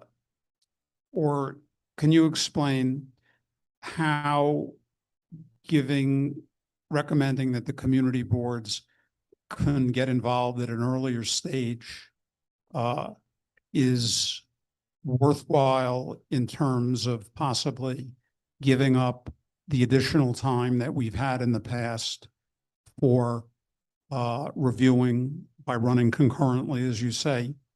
I'm just we spoke about it at exec, but I think it would be worthwhile for everybody else here to hear about, what's going on there. I know that in the background stuff in the press that I've seen, that there are some concerns that even if we get access to speak in the early stage of the process, that we could be drowned out by some of the other competing interests. Yes, so to be clear, that first further resolved, which is saying that the processes with the community board and the borough president could run concurrently, would not restrict or change the amount of time that we have to consider an application currently. So we are not saying that we want to have, it would be 60 days, it's 60 days now, it will be 60 days after. It's about when the borough president does the review and whether it comes after or during our review. So I don't look at it as losing time. I don't see any reason why it's 60 days, it's 60 days. And I don't. Now, I think maybe what you're referring to is that we have in the past, I think one occasion, as far as I know, asked permission to essentially be late and bleed into the borough president's time.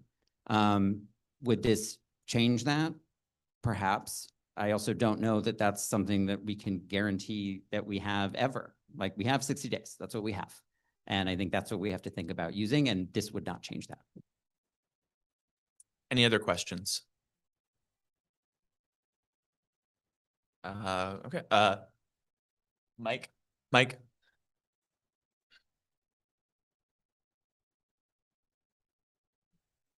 So my question is similar to Todd's, but it's I guess backwards in that I'm saying, why eliminate all of the 30 days from the borough president when they could amplify our resolution by supporting it in their recommendation in the ULURP process?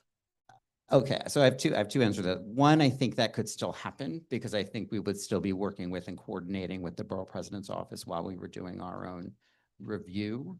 I also say that if you read the commission's preliminary report, they are very, very interested in finding ways to make this process go faster and be more efficient. And I think this is signaling to them that we want to play ball with that we're okay with that, but we want to do it if we have these other things in place that where it feels that we're not sacrificing. I hear what you're saying. I think that we would still coordinate and work with the borough president, and we would find a way to figure that out within that 60 days, I guess, is the answer. Any other questions? Julie, is your hand up? Okay. Comments, go ahead, Julie.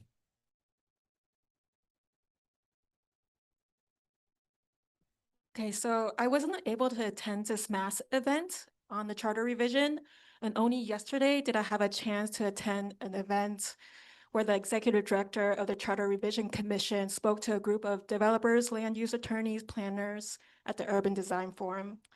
While some of the proposed changes may work for private rezonings, several planners and advocates yesterday at the meeting expressed concern about modifying ULURP for neighborhood rezonings without addressing deeper structural issues, such as the lack of comprehensive planning in New York City and the longstanding use of zoning as a primary planning tool.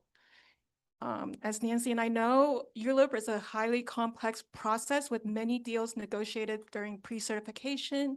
And as we all learned from MX, the project scope effectively locked in at certification. Another concern is the critical interagency agreements, and ASK often gets pushed to the very end of the process, which, as we're currently experiencing with MX, limits transparency and meaningful input. I have to admit that this process does seem rushed, but I do appreciate the individuals being proactive. I voted yes during our conversation at exec, but now with more knowledge and feedback from fellows at UDF, I have a couple of friendly amendments. So the first one, for number 2, line number 94, guided by clear citywide planning goals, can we add a phrase in some form of comprehensive planning? It's just, maybe this may help because the comprehensive planning discussion yesterday was multiple people talked about it. And at the end, the ED was saying, well, it can be a dial. You know, it doesn't have to be perfect Yeah. or super concrete, but it could be some form Yeah. that could help us get somewhere where it's more clear. Yeah, I'm comfortable with that. I think the phrase that I was staying away from, which is the far more controversial phrase, is master plan, which some people are considering whether the city should have a master plan. I think that's way too, like, there's so much That's in that. impossible, yeah. So comprehensive is not that. And so I'm comfortable with that. Great. And the second one, we talked for a little bit during exec about this 30 and 60-day overlap that Mike just brought up. And our experience with the borough board with MSMX and how long it took us to get that reso written, we used that extra 30 days. And it's better for Nancy and I to talk to the borough president when we have a reso that everybody has had feedback on to present to the borough president. When it's overlapped, yes, we can talk to him, but it doesn't include everybody's comments from our board. So that's the concern I have here. And maybe instead of if then, we could do number 4 as, you know, my concern is that we shouldn't do a one size fits all application to this timeline. I think it's okay for private rezonings in our city to have that overlap, the 60, let's expedite those individual buildings. But neighborhood rezonings are very complex. We all experience this. I'm still traumatized by it, right? So if we can just say, categorize that overlap for, yes, private rezoning, let's move those forward, but not for citywide or neighborhood rezonings. So, Yeah, go ahead. yeah, so do you have specific language that you can insert just if Well, we're going to be? I think, so on 106 for some people, but I think some people have other versions. I think what we're essentially saying is consolidate the advisory portions of certain ULURPs. It sounds like Julie's saying private, like there's words you could insert. I'm not saying we're doing that. I'm saying. Sure. To work this out with Yaron. What I was trying to suggest. Yeah. Yeah. I mean, it sounds like, like what you're saying, consolidate the advisory portions of private ULURPs. Yes, and Right. that was, you know, the ED did mention private Right. rezonings, the difference between that and citywide and neighborhood rezonings. There is a difference. I understand. Okay. Let's table that and take some more. Well, before we debate a resolution that we're going to change. I want to hear from some others on that. I'm comfortable with that, but I want to hear from like David. Yes. Yeah. If an amendment is on the floor, then sorry.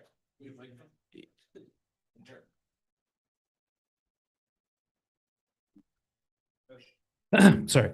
Point of order. Number 1, there's no such thing as a friendly amendment. Just please stop using that word. It's just no, it doesn't exist. Once something is before, it just doesn't exist. Look at Robert's rules.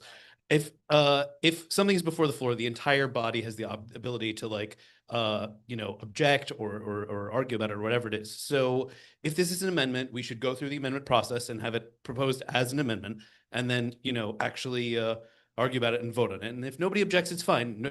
We're allowed to accept things by unanimous consent, but it should be worded in such a way that everyone here understands what the wording is, and then we can every single person here, it has nothing to do with the author of the resolution. Every member of the board has a right at this point to object to or, agree to any particular amendment. So the amendment must be worded in a very particular way, reworded by the chair, and then everyone should have the ability to discuss or vote on that particular amendment, one at a time. So if there are 2 amendments here, then I think we should hear them, each one at a time, or, however that wants to go. But we should, as a body, know exactly what's being amended, and then, vote on it, or do it by unanimous consent. That's fine. So, Julie, do you wish to offer any amendments right now? I think the first one was very clear. comma after goal in some form of comprehensive planning. Do we need to vote on that one? So do you have a second? The second one No, is. no, sorry, a second for the motion. Oh, I'm So we're gonna do them one at a time. So we have a second. Okay. Are there any questions to the amendment? Are there any comments? Todd? I think we should. Nope. I think that we should listen very carefully to what Julie has to say. She's the vice chair of the committee, and I spoke with her before. And if she's taken the time to read through this and get additional information on it, it's something that we should all absorb and vote on as necessary. I also agree.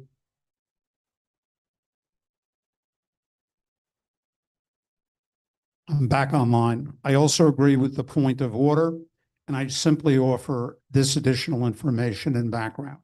Generally speaking, what comes out.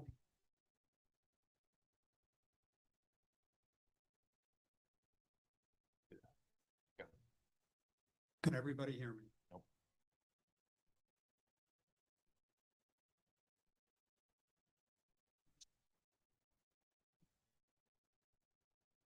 Hello?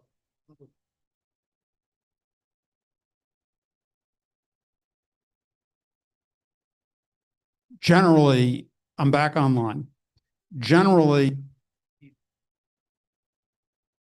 Just take it. sorry, everybody. Flaky mic. Generally, these charter commission issues are often dominated by special interests and are very obscure. What comes out of them should be considered very carefully. I thought I heard Yaron say that we will maintain the right to review this later. But what I would say, rushing through this and moving, hastily is not something that we should do. And again, I think we should vote on this, and everybody should think carefully about it. Any other comments? Okay, we can do this by vote, and we can do it by raised hands. So if you are in favor of the amendment, please raise your hand. Absolutely. So to restate the amendment. Would you like me to do that? Yeah, go ahead. So on line 94, for some, the line is the housing crisis will also be tackled on a citywide basis, and the work of community boards would be more purposeful and streamlined if it was guided by clear citywide planning goals. The amendment is to add a comma there and say, and some sort of comprehensive planning. Okay. So if you are in favor of the amendment, please raise your hand. Amendment passes. Okay. Julie, do you have a second? Okay, the second one on line 106, consolidate the advisory portions of private ULURP and not neighborhood and citywide ULURP. Okay. It's the bold section. It's for those, because I know we have different line numbers. The bold section of the first further resolved, it's 106 for some, and Julie can read it again. Consolidate the advisory portions of private ULURPs and not neighborhood and citywide ULURP. Do you guys feel like that's clear? Okay. Why will I do this? So Because we're going to go into questions. So are there any questions? Tom, go ahead. Grab a mic, Tom. Just to understand what we're voting for, I just want to, we're finding the spot. What's the justification? And I apologize, I got lost because it kind of got combined with the second one, the first one. So we found where it is, just say what the why. I'm not. private ULURPs are individual buildings that are getting rezoned and they become bigger. So they're a little bit easier by private developers.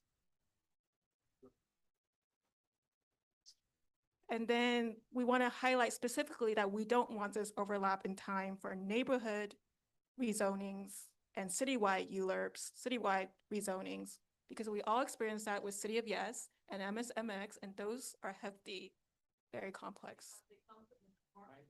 Nancy, please grab a microphone. Because they come from the mayor's office and from the Department of City Planning. And when we did MSMX, we learned that we needed more time so that we could get different points of view and get all of the comments from the community. So then we could deliberate and have a really strong resolution on the, it was called MSMX rezoning of Midtown Manhattan. May I follow that up? Please. All right, so, so what we're asking for, and I'm just trying to understand, because I get the point, I'm just trying to make sure the wording makes sense. Help me with the wording. Yes, that is just a justification. It wasn't like, hey, I just didn't understand what you were talking about before, to be honest. Now I do, thank you. So you're saying, so you want to basically designate, we don't want several different ones rolled up together into a single voting thing? No. The city is proposing to expedite ULURPs, Yeah. but we're saying that's okay for private rezonings with private developers because they're simpler. Okay. But we want to make sure that they don't do that overlap for citywide and Overlap's the word that's getting me confused. Thank you. Okay, so what I would propose, instead of using, We are still in questions. All right. David. So if we just heard that Midtown South rezoning, we were able to produce a pretty good document in 90 from days, that. not 60 days. We used an extra 30 days that the borough president gave us. So it took us 3 months instead of 2 months. So the proposal, if we exclude the neighborhood ULURPs, how much slower would things be? If rephrase it. Well, what's the, I mean, they're trying to expedite the ULURP process. And so you're saying we want to exclude this at large division of things like MSMX or City of Yes. So how much, like in this abbreviated timeline to get stuff done, how much slower will? But it would be now. Now, currently, we have 60 days and the borough president has 30 days after us. And the borough president sometimes lets us use his 30 days. Thank you. Any other questions? Okay, comments. Zool and then Ankur. Thank you, Marisa. Thank you, Marissa. So there is always an overwhelming concern with efficiency, and we do want efficiency. I support Julie's amendments. I think they're friendly. I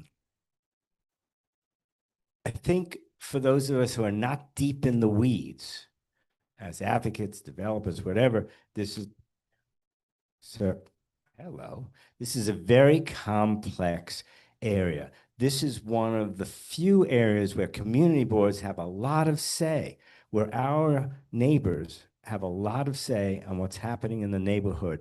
So getting down into the weeds, what we're looking at here for the ULURP is to preserve it so the community has input. And hopefully what we're hearing, and I think this is what David and Yaron and I heard last meeting, that many people want to bring the applications to the community a lot sooner, and hopefully we're going in that direction. There's a lot more to happen here. Stay tuned. Thank you, Zool. Ankur. Thank you. So I'm going to be voting against this amendment, and I want to give some reason why. I encourage folks to read the Charter Revision Commission's preliminary report because they talk about exactly this issue. If you look at page 38 of the report, 38 page of the PDF, you'll see that the Charter Revision Commission thoughtfully explained that obtaining a ULURP zoning change is a lengthy process. And they noted that the time to get a new building is over 1.5 years, and to actually fill the building with new residents, it takes over 4 years. A little bit later in the report, they explained the testimony that they received from a wide range of experts. And they said the most common recommendation the number one most common recommendation that this commission received was to consolidate the advisory portions of ULURP. That is, the community board, the borough president, and the borough board, when applicable, into a single review process. This was the number one recommendation that a committee that spent an incredible amount of time and did an incredible amount of work to solicit public feedback got. So to me, I think that is a good suggestion. And I would not lightly gut that suggestion, the number one piece of advice that the Charter Commission's thoughtful report got, just because a few folks were concerned about that. I think we should stick with the recommendation, which I think is a wise one. And remember, we normally have 60 days now. We would still have 60 days under this. But the Charter Commission's report has explained that it is a major problem how long this takes. And the biggest piece of feedback they got, they didn't recommend getting rid of ULURP or anything particularly radical. They just said, let's have all the folks do their review concurrently to make things go more quickly. So that's why I would oppose this amendment. Thank you. Nancy. This, the amendment that Julie asked for does not lengthen the time for a new building. It shortens it. It does exactly what Ankur, you just mentioned. Please address the chair. key is new building. New buildings will not be held up in that way. Thank you, Nancy. Robert? Very similar. Thank you. So I share the concern that's been stated around the time of ULURP applications.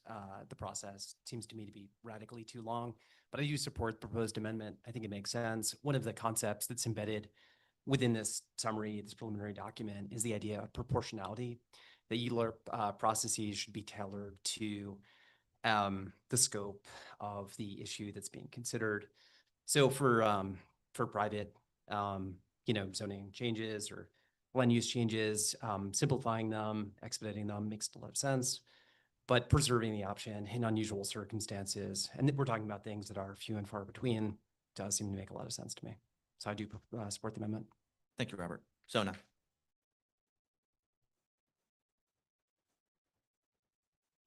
Hello. I also support Julie's amendment. I think the distinction is a really important one. And in the context of like the role of the community board, like from even a committee like SLAP, it's hard to get people organized. It's hard to show up to meetings. And if the review cycle of 60 days falls in a really weird place relative to full board, I could see situations when we don't have the full capacity to comment on that. So I'm very supportive of Julie's resolution amendment. Thank you, Zona. Tom.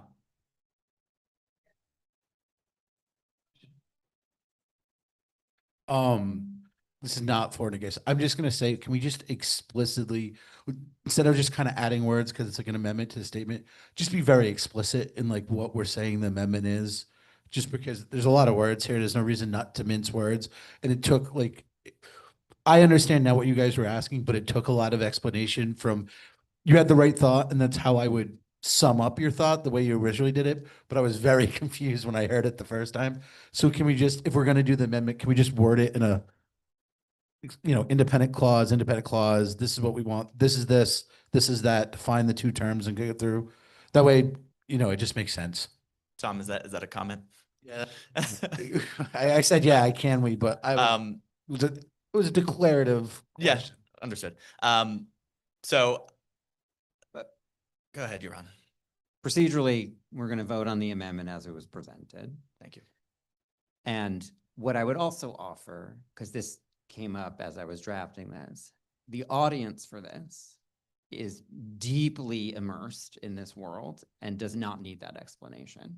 So, and that's why this resolution is more concise than if we anticipated a broader audience. I understand it's important for us, but I don't know that that kind of explanation is necessary considering the audience of who it's going to. I understand. Okay. Any other comments? Okay. Let's take those to a vote. We're going to do it by raised hands. If it's close, we'll switch to a roll call. So all those in favor of the amendment, please raise your hand. Amendment passes. Okay. Are we still in comment? I think we are now back in comments on the motion the resolution as amended. Any comments? Okay, thank you. So next, we will move to the Executive Committee on behalf of the Transportation Committee.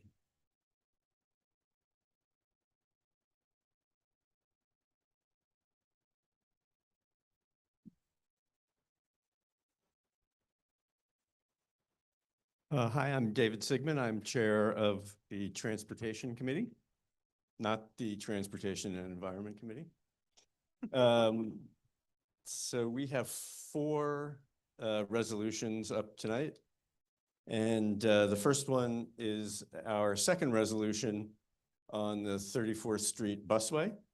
And for background, well, if you read the resolution, but we had previously had a kind of a conceptual presentation from DOT last March, and the basic ideas of what a 34th Street bus redevelopment would look like.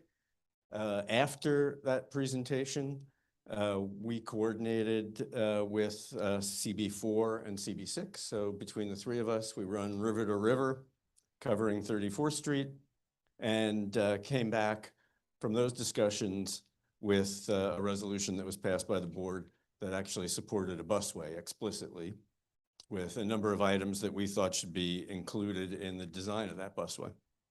So this past May, DOT and now with MTA came back to us and made a sort of more detailed conceptual proposal of what this busway would look like, and it included really all of the things that we had been looking for coming out of that March meeting.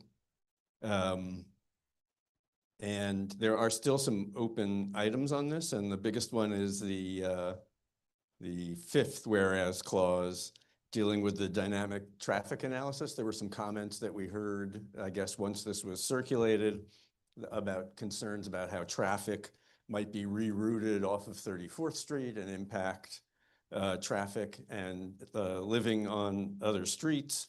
And that was clearly mentioned in the presentation from DOT and mentioned in our whereas as a step that's still to come. The DOT will be running a dynamic model that deals with the impact of these changes all the way from 14th Street up to 66th Street in the impacted avenues. And they will then come back and share a plan that takes that into account. And then the idea is to implement this plan, because it's mostly paint, during the summer and into the fall of 2025. The other thing I want to mention is the I guess further resolved discusses the idea that perhaps rather than being from 3rd Avenue to 9th Avenue as proposed by DOT, that perhaps it should run from river to river in order to pick up traffic from some of these larger facilities in that area. We heard from CB4 and CB6 today that they did not see that as an issue. They didn't ask for it in their own resolutions, that 14th Street works fine east of 3rd Avenue. And so it's in our resolution, but the other community boards don't find it to be a particularly important issue. So and the last resolved is just picking up comments that we received from the public during our Transportation Committee meeting. And it passed the Executive Committee 13010, and it passed the Transportation Committee 7-0. Great, thank you. Questions? David? Just to clarify, the 34th Street does still have private traffic, or is it shut off like Union Square on 14th Street? Well, so 14th Street's not shut off to private traffic. You can get on if you need to be dropped off, if their garage entrance is on 14th Street, private cars can go onto 14th Street. They just have to exit. They can't stay on it for the whole length. They have to get on it, do their business, and get off it. So the same rules that apply to 14th will apply to 34th. As a result of this? Yes. Okay. Well, I'll reserve my comment for later. Any other questions? Okay, comments? David? I think, as somebody who lives on 16th Street, I think the change on 14th Street was a enormous disaster. I think that we have a significant piece of real estate in New York City that is being unused mostly. From a capacity standpoint, it's mostly barren. There are buses that move, that's great. The L train runs underneath it, which is also great for public safety, or public transportation. But what it's done is it's created so much more traffic in the side streets as a result of them shutting down this major thoroughfare in New York City. And so I'll be voting against this because I don't want to see the city doing something like 34th Street. Now, I've lived on Union Square for a long time. I've lived on 14th Street. And so I know how bad the traffic was. There has to be some happy medium between what we have today and what we had beforehand. Because right now, 14th Street is a waste of city resources. So I'll be voting against it. Thank you. Thank you. Kevin?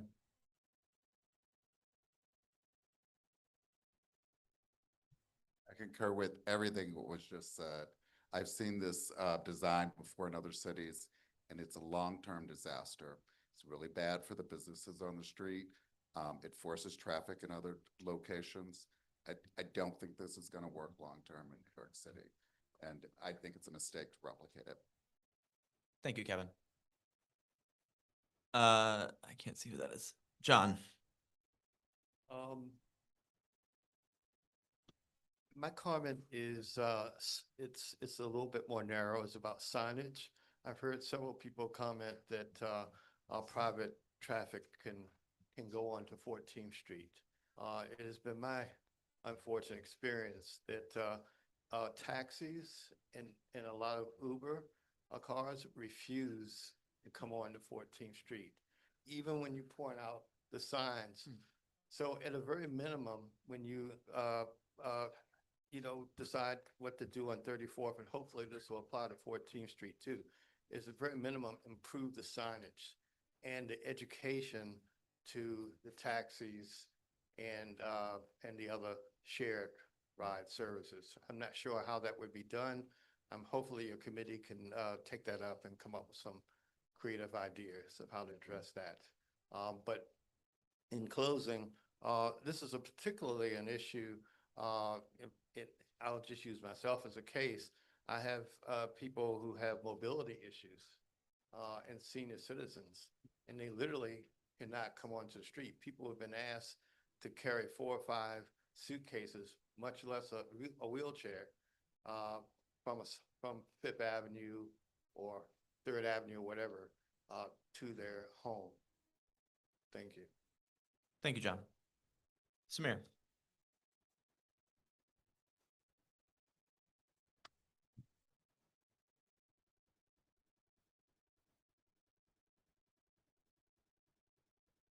Thank you. I just want to make the case for this busway. There's seems to be some opposition to it.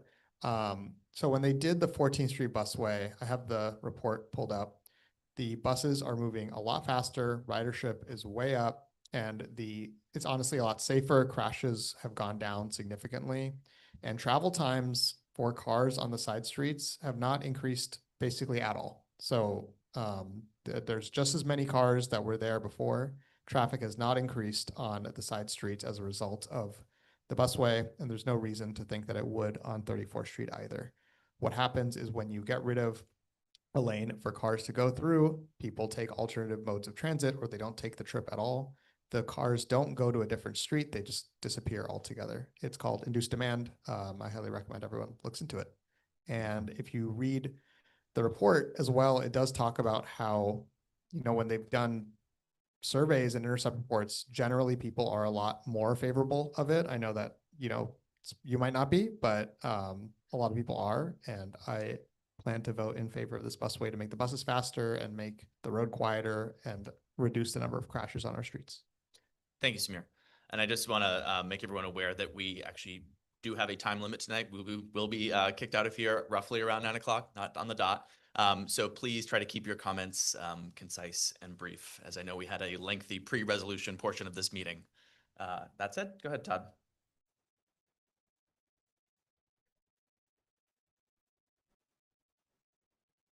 Hi, everybody. I've lived in the city for 30 years. I have a car and I go back and forth across 34th Street. I also use the bus heavily. Okay, so as to the issue of the busway, right, the 14th Street busway has made a huge impact, as you've heard. As to 34th Street, if we could convert 34th Street into a functioning high throughput or reasonable throughput corridor, then I would gladly give up the use of my car. Samir has it exactly right. Whatever traffic there is not going to go on the other streets. If it is, it's commercial traffic. It's not going to be drivers. The main thing is the change in mindset of so many of the people in our district and in the city, whereby they'll use the buses if during work hours and during the day, it's not terrible in terms of time. So I will support this amendment. Excuse me, this resolution. Thank you. Tom? I'm a little concerned that people are equating 14th Street with 34th Street. They're very different in the hierarchy of the traffic in New York City. So 34th Street is a main west arterial. There's only 3 in New York City. There's Canal Street, 34th Street, and 125th, I believe is correct. I might be wrong on the higher up. So when you look at mathematics of when you're doing like traffic vectoring or traffic velocity, when they plan a city, when you plan a general city, what you try to do is you try to create a hierarchy of roads, right? There's arterials, then there's connectors, and then finally, basically just like the arterials and veins in your body. So while 14th Street and 42nd Street, because of the subway line and because of the story of the P, they have that notion that they are, let's say, equal to 34th. They're not, because 34th is the main inward and outward draw of Midtown to New Jersey and Long Island, right? Like 42nd Street has the Lincoln Tunnel, which is separate, and that is already done. I'm not saying this is wrong. I mean, a lot of 34th Street is currently a bus lane, but it isn't like 14th Street. It wouldn't act like 14th Street because you will have the city's been trying to attract, and we don't really want to have people going through the city from Long Island to Jersey on 34th, but there is a motion that will actually naturally happen through that, just because that's both tunnels, the entrance to both tunnels are around 34th, and that's the main artery through. So it Thank wouldn't you. act. Tom, can you wrap up your comment, please? Yeah, no, yeah. Thank you. Yeah. David? Well, just to pick up on this and then we can get on with the, we're going to get another look at this thing. So to John's question on signage, I think to David's concerns about how traffic is shifting, we'll get a look at what the model is telling us, when that's run over the summer. And, to Tom's point, that's, I think, a big reason why this only runs from 3rd to 9th is that the tunnel traffic gets picked up at each end and not where this is happening. And the plan is not identical to 14th Street. There's a lot more turn lanes and ins and outs and bus stops on 34th than there are on 14th. So there are design differences. It's just conceptually the same. Thank you. Any other comments? Charlie. Oh, sorry, right in front of me.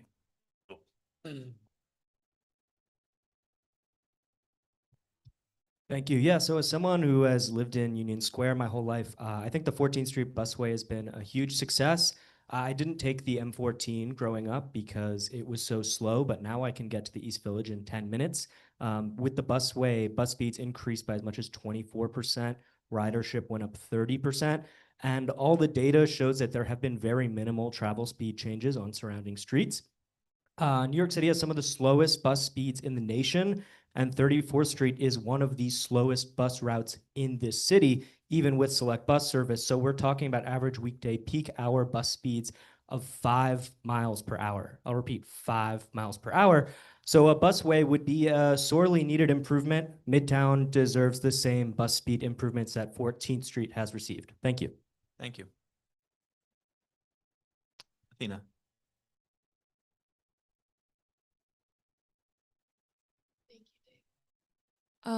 Also, very briefly, I used to work at Hudson Yards. That's 34th and 11th, so not quite on 9th Avenue. But to point out a perhaps obvious difference, there is no subway crosstown in the 30s. And on 14th Street, at least you have the L as an alternative form of transportation to cars. On 34th, it's really, a lot of times if I missed the bus, I'd have to walk across in extreme weather, so supportive of the resolution. Thank you. Any other comments? Milan, right there, yeah. Ooh, hello. I'll keep this very short. There is such a preponderance of evidence around how successful the 14th Street corridor was. And I know it is not the same, but sometimes past performance can give us indicators of future performance. I don't even have enough time to rattle off all of the improvements. Bus speeds increasing by 24 to 30%, travel times decreasing by 30%, ridership jumping 24%, on-time performance improving from 46 to 68%, bunching decreasing, schedule adherence increasing significantly, crashes dropped by 42%. Like, even if they're off, like, that's not bad. I'll take it. So I don't see why we need to debate this. Thank you. Any other comments? Okay, next one, David. Okay. The second one, thank you to Tristan for writing this resolution. In December of last year, for background, DOT and the DDC came to us with a permanent proposal from 38th to 40th Streets, which ultimately the board signed on to. That work will be starting shortly, but that's permanent. The proposals now that we're talking about are from 35th to 42nd Street, and they're in the same sort of temporary setup that we see, you know, between 17th Street and 23rd Street and above on Broadway. So this is a sort of first pass at what will be done in 35th to 42nd. The permanent versions that we see between 34th Street are quite a bit simpler. The kind of design language that's used in the permanent improvements is somewhat simplified from what we see in the temporary ones. I know there've been a lot of comments about chicanes and bike lanes and all the rest of it. But what we found in the permanent one is that most of those issues were resolved in the subsequent designs, and that the temporary proposals tend to be a little bit more experimental to see kind of what ideas work and are worth pursuing in the permanent phase. So this, as we said, it covers from 35th to 42nd. There's a lot going on, obviously, in those blocks. It changes from block to block. And so the design that the DOT has come up with also kind of adjusts for that. There were some comments, quite a few comments that we got from the public. Some of them dealt with specific blocks, like the higher building, if you know, down here, which is a public assembly.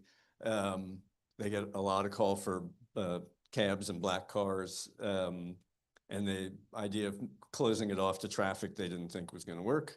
And so really the kind of the prime move in this resolution is to call for a design workshop that the public can attend and provide this kind of final input before DOT finalizes the plan.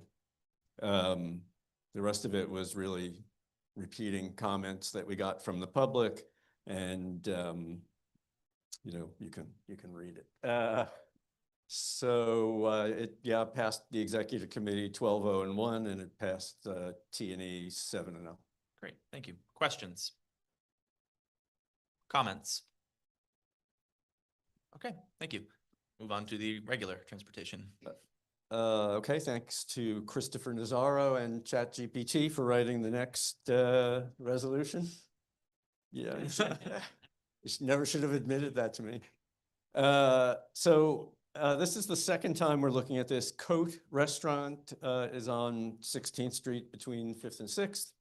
And that entire block on both sides has late night parking restrictions that grew out of the old Public Safety and Quality of Life Committee restricted licensing area to deal with nightlife issues. between 5th and 6th, and I guess 19th to 22nd. And Coat came to us and asked whether the restriction could be lifted. It's from 11 p.m. to 6 a.m., whether it could be lifted in front of their restaurant. DOT said that's not the way this works. If you're going to lift these restrictions, it has to be on either or both sides of the block. And so ultimately, the resolution here is that we support DOT looking into how these parking restrictions impact the ability to get a dining out license, and to take into account the fact that, for instance, this is a late night, no standing, but it's not that when it's off, the traffic is going through there or something. So anyway, we couldn't really support their request, and but we did ask DOT to look more closely at the issue. And that was, as it shows here, 8-0 at the committee meeting. Thank you. And just note, when you are voting, this and the next resolution are in the opposite order on the ballot. So make sure you're voting the correct vote for the correct resolution. The last one. Sorry, no, we're not. Any questions on this resolution? Yeah. Any comments? All right, now you can go. Okay. If you loved the 34th Street busway, so this proposal is right now the Madison Avenue busways are one lane from the north of Madison Park, Madison Square Park, up to 42nd Street, and then it becomes 2 lanes from there all the way up into the 60s. And the proposal is to make it 2 lanes all the way up. And you know, we got some comments about parking. It actually has a minimal impact on parking because really you already have the entire eastern lane as a busway, so there's no parking anywhere on there anyway. And they're preserving the ability to park outside of rush hours on the west side of it. So the only thing we're really talking about is taking one traffic lane from, what am I saying, 23rd to 42nd, and making that a bus lane, so that you don't get this sort of shifting of traffic that's happening now as you approach 42nd Street, where cars have to get out of what's becoming the second bus lane. So this will be 2 bus lanes all the way up, and Madison Avenue is experiencing the same issues as any other bus lane. This one starts off faster and gets slower and slower and slower as it goes further up. So the idea is to just have a consistent traffic pattern all the way up. There were some issues here where the data that we present, well, whatever the line number is, 327, those were all measured before congestion pricing. And so there were comments about whether we should be updating the data for that. As I said, there were comments on parking. So, so that one was also 8-0 in the committee. Thank you. Any questions? Any comments? David.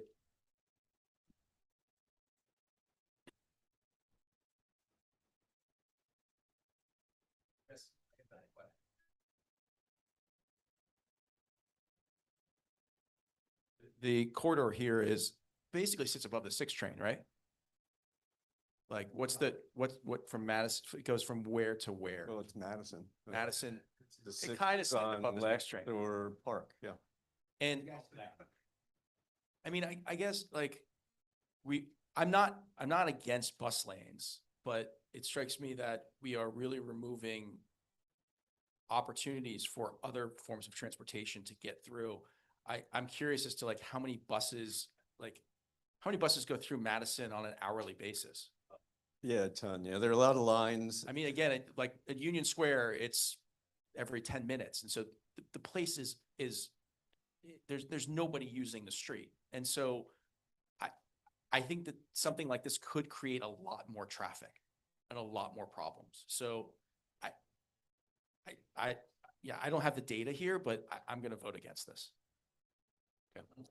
I'm just going to move back to questions to make sure that nobody else has any questions. Okay, back into comments. Tom. This is actually, by the way, I wasn't against 34th. I'm just saying it was different than 14th Street.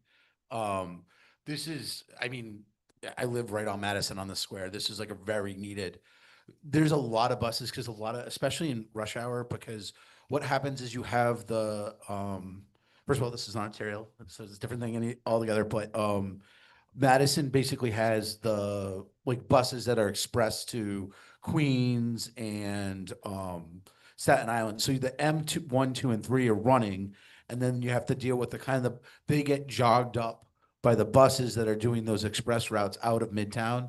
And what happens is then that causes the line, that causes the buses to go late. There's a lot of like talking about the velocity of traffic. This would help out a lot because what happens is there's not a ton of car traffic around that time, except for when it's a rainy day, you'll get like more taxis going up that way. But when that happens, buses get jammed up because they can't all the way get over because there's only one lane. They're loading and unloading as well as having that one lane until they get to 42nd Street. So yeah, this would be a really good idea. Thank you, Tom. Samir, right in front of you. Yes. I pulled up the presentation just to share a quick statistic. So there's 900 vehicles at most that go through this corridor per hour. So times 24 hours. And if we generously say that they're all cars, and each car has 4 people, which is very unlikely. That's 86,400 people that you're moving over the course of the day. Right now, that the bus or that corridor serves 92,000 bus riders. So even if at the wildest estimations, the number of car riders, people in cars, is just nowhere close, going to be nowhere close to the number of people on the bus. And we need to make the buses faster. I took the bus up Madison Avenue, huge mistake, super slow. So hopefully this will make it faster. Thank you, Samir. Any other comments? Gene? I just want to say that to David's credit, I happen to agree with him. As the city is growing, there's a requirement for the city to be more mobile, whether it's with buses, whether it's with cars, bikes, e-bikes, whatever we have.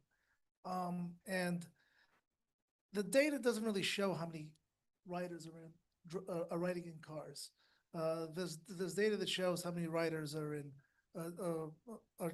buses, how many buses are passing through a certain area. I just think philosophically, if you take any corridor and you restrict cars from any corridor or any other form of transportation, I don't see how it's going to benefit the surrounding areas around it.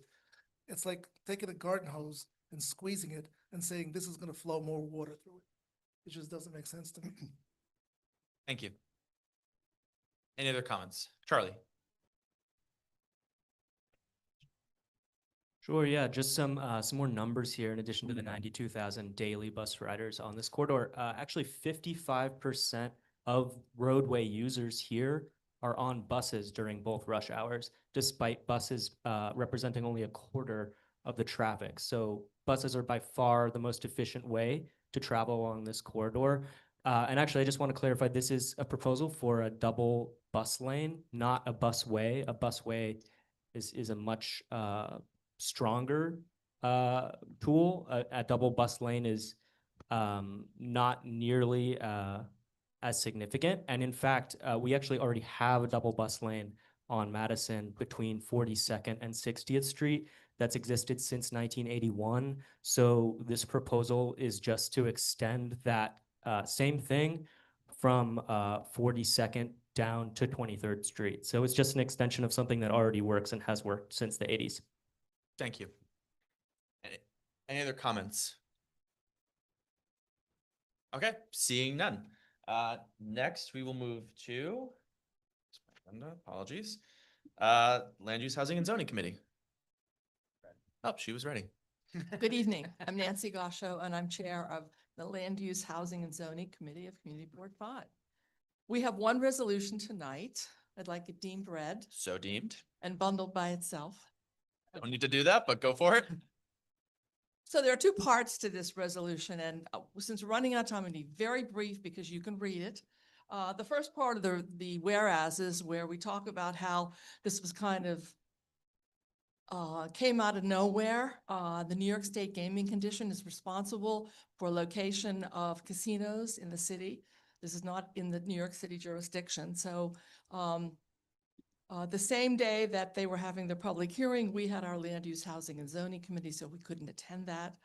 But we are concerned that going forward, the process will be more transparent. The second part is the resolved, which talks about 23 concerns that we came up with regarding placing a casino in Times Square. And I'm going to leave you to read them because I don't need to. We have a long meeting ahead of us. Thank you. Any questions? And apologies, I've been neglecting to ask any conflicts. Okay. Question, go ahead, Mike. Grab a mic. Mike, grab a mic. Sorry, I didn't get the, what was resolved in that? Did we resolve to, what? Is that what you didn't read? It's a page and a half long. In 2 words, could we get it? Wait. Mike, yeah, Nancy, grab it. Yeah, thank you. The first resolve is that we want the process to be more open, and we want to have outreach to the community and all the local stakeholders. So that was the first resolve. The second resolve is that we have 23 concerns that we want them to study in their draft scope of work for the DEIS. They're required to put together an environmental impact statement, and we have 23 concerns that are listed on the following pages. Okay? Thank you. Any other questions? Comments? Zool. Yeah. The 23 concerns resolves are just for starters. Thank you, Zool. Samir, do you have a? Thank you for putting these together. Just for context for people who don't know, during the MSMX rezoning, we had some ideas and we were always told, not always, we were sometimes told, oh, this is out of scope. What they meant was that it was not scoped in the environmental impact statement. So hopefully by asking for them to put all these things in now, we will not hit that ever again for this process. Thank you, Samir. Tom. I just wanted to comment, there was also like a public hearing right before this that we addressed some of the stuff. Well, yeah, I came in from, and I just wanted to thank coming through, but I think the point is to kind of point out, I think there is a likelihood of this casino actually being more real. That was pointed out in the meeting, and that's because of the resorts world just got majorly fined for money laundering, which might prevent it from getting the state. So there is like an actual concern that this casino could come up. So it's good that we put up this is more realistic than we thought when it was in the meeting, which would be the comment I'm coming with. I'd just like to respond that Queens is a borough that wants a casino. And so I think we have to be very careful that we don't think, well, if we have to have a casino in Manhattan, I guess Times Square is the place to put it. That's not the way to think about it. We need to make sure that the issues are studied very carefully because this is now going to be a residential area. Remember MSMX? We are now bringing in residential. Does this casino fit in a new residential area? Thank you, Nancy. Any other comments? Todd. This way, Samir. Libby, thank you. I will be voting in favor of this resolution. A casino in Times Square with the move towards residential makes no sense. Listen carefully to what Nancy said. Thank you, Todd. Robert. I have no substantive opinion about whether a casino in Times Square is a good idea or not, to be honest. I'd like to learn more about it. I do have a concern about including some of these items in a request for an environmental impact statement. Many of these items do not appear to have much to do with environmental impact. I am a little concerned about the precedent that this sets. That's my comment. Thank you, Robert. Any other comments? Yeah, please keep it brief as it's your second.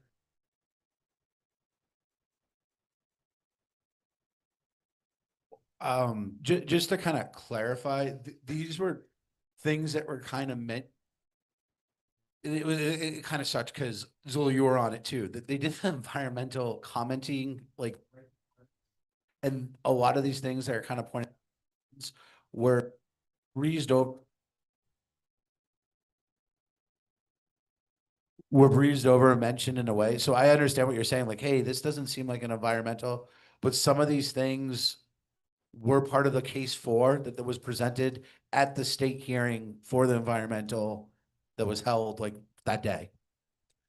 Yeah, I'd like to avoid a back and forth, but go ahead.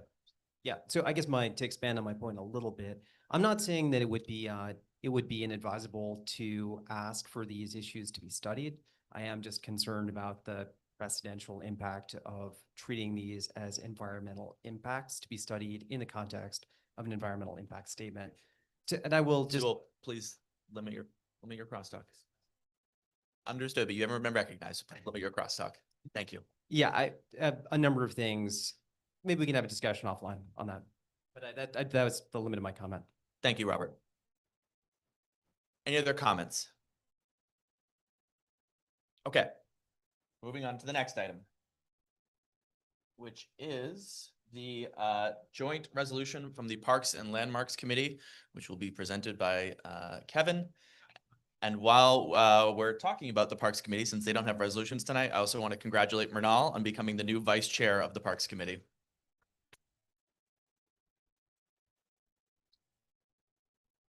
Okay, landmarks this month, we only had one resolution and it was a joint resolution with the Parks Committee. So every 10 years, Bryant Park, right outside, is required to submit its event master plan to the Landmarks Preservation Commission. Since the park itself is a landmark, it was designated in 1973 for its unique architecture, design, and layout.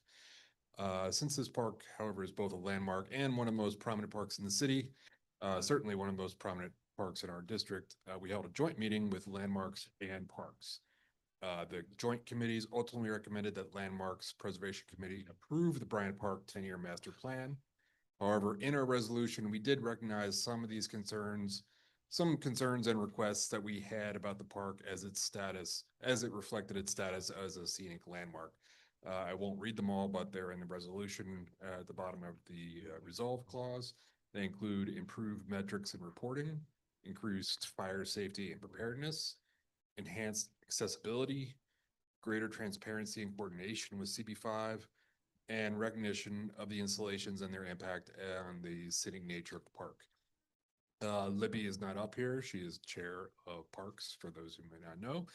But I want to thank her and her committee as they had to hold 2 committee meetings this cycle, one with us and one on their own.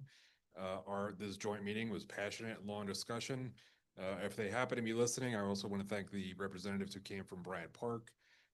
They sat through 2.5 hours of questioning from our joint committee and patiently answered our questions.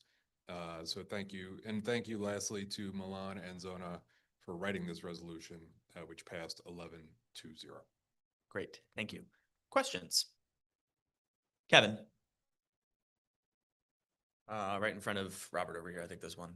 Okay, that works now. Mr. Chairman, can you please, maybe as a new person, help me understand communication, transparency, and planning coordination between the Bryant Park Corporation and this board and the community could be meaningful, what that might mean. And if we don't have to take up time now, because I know there's a lot of other things to cover, but if somebody could clue me in on a little bit of the history, I would appreciate it.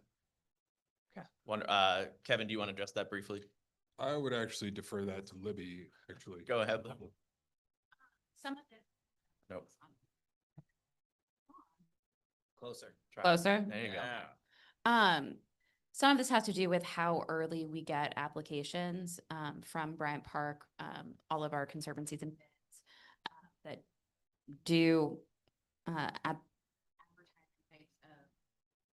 do advertising types of activations to fund the parks, submit applications for our review as a check on the commercialization. Sometimes the timeline of when we are notified about these and when the full board meeting happens is not aligned. Sometimes the conservancies know that these are happening well in advance of when we are actually notified and told about these events.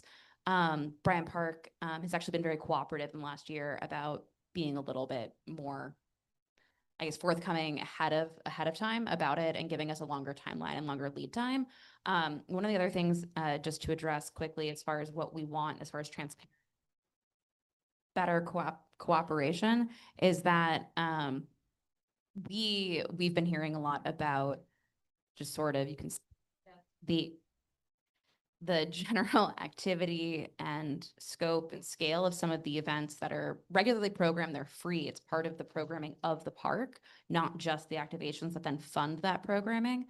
But the combination of the two, we've been getting a lot of feedback, is a little bit too congested. So part of this is to ask for actual metrics and data about the footprint and how much money is coming in and what the foot traffic is around that, just so that we're going based on actual information and not sort of just the feedback.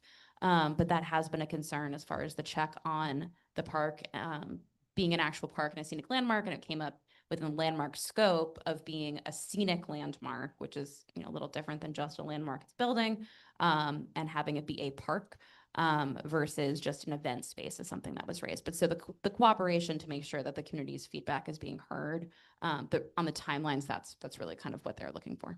Thank you, Libby. Any other questions? Okay, comments? David?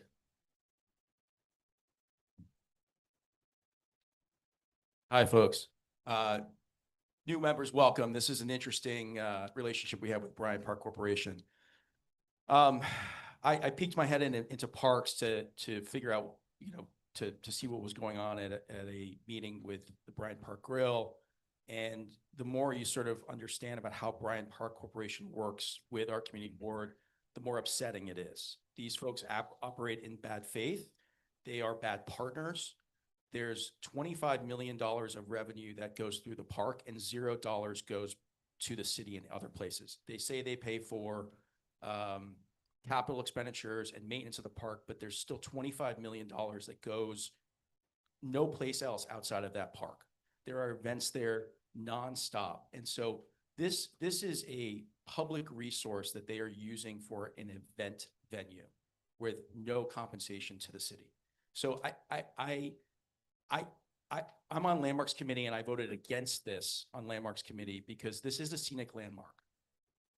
This should be a park, and this should be a place for people to go to see greenery and not have to deal with the events that are going on there. They're incentivized to do as many events as they possibly can because they're all compensated well, and it's a nonprofit that Dan Biederman's been running for 30, 40 years. This is an event space as it stands today, and it needs to change. We need to push back against Bryant Park Corporation. They are abusing the public in their management of this park. So I will vote against this amendment. I want us to deny with the allowance that, or to deny this application unless they are able to provide us way more transparency and way more insight into the running of this park, because that's our duty as public members here on this community board. This is a very upsetting situation with Bryant Park, and especially with Midtown South rezoning. It's going to have many more residents here, and we need that park space back. Thank you. Thank you. Libby, go ahead. I just want to clarify one thing, that when Dan Biederman, who's the current executive director of Bryant Park Corporation, created the park, he's also the originator of this. Their deal with the city is different than every other conservancy and bid that is part of what it was the originator thing. Part of that deal the city made is that Bryant Park gets no money. They don't give any money back, but they also get none of the city services. They don't rely on parks for anything. They fund all of the maintenance, all of the upkeep themselves. That is a deal that was made back in 1980 when the project was like first beginning. So some of that we don't have as much control over. And again, their deal with the city is different from all of the other ones. It comes into play in several sort of odd, quirky ways that we are even still learning about, as with the restaurant. So it's very specific to that. But I just want to make a note that that is part of why that budget is weird in that way, and there isn't as much give back. But yes, more community feedback about sort of scope and scale is something that we are looking at parks, and I encourage you all to come to our meetings. Thank you. Zool. So just to put a fine point on it, Parks has very little money. So those parks that have conservancies, and there are a good number of them, they actually do some very good work. This is a corporation, so we might want to have a discussion about whether we want Bryant Park to be a conservancy rather than a corporation. Luckily, we don't have other parks here that have nothing. Madison Square Park is a conservancy. They do a very good job. And maybe too. Any other comments? Kevin? Yeah, just a point of clarification. I just wanted to point out to everyone that this resolution is actually going to the Landmarks Preservation Commission. So if we do vote no on this, there will be nothing said to the Landmarks Preservation Commission. We did try and encapsulate some of these comments around increased clarity and consideration for the number of events that are in the happening in the park, and all of these concerns included in this resolution to Landmarks, so that they would be read by Landmarks in addition to outside parties. But just so you know, if we vote no, that means nothing goes out. Just FYI. Thank you.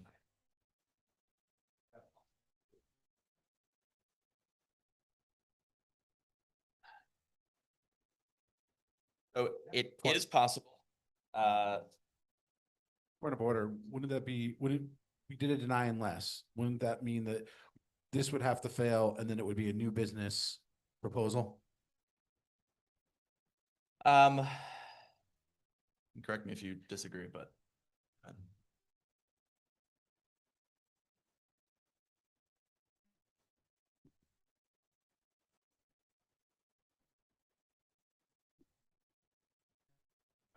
Your Honor points out to me that we had this conversation roughly a year ago when we talked about City of Yes, where we said we were going to change an approval to deny unless, and that while I ruled at the time that that was allowable because it was conditional. The board overrode my ruling and decided that that was not. So at this time, if we were to make that motion, I would deny it. Okay.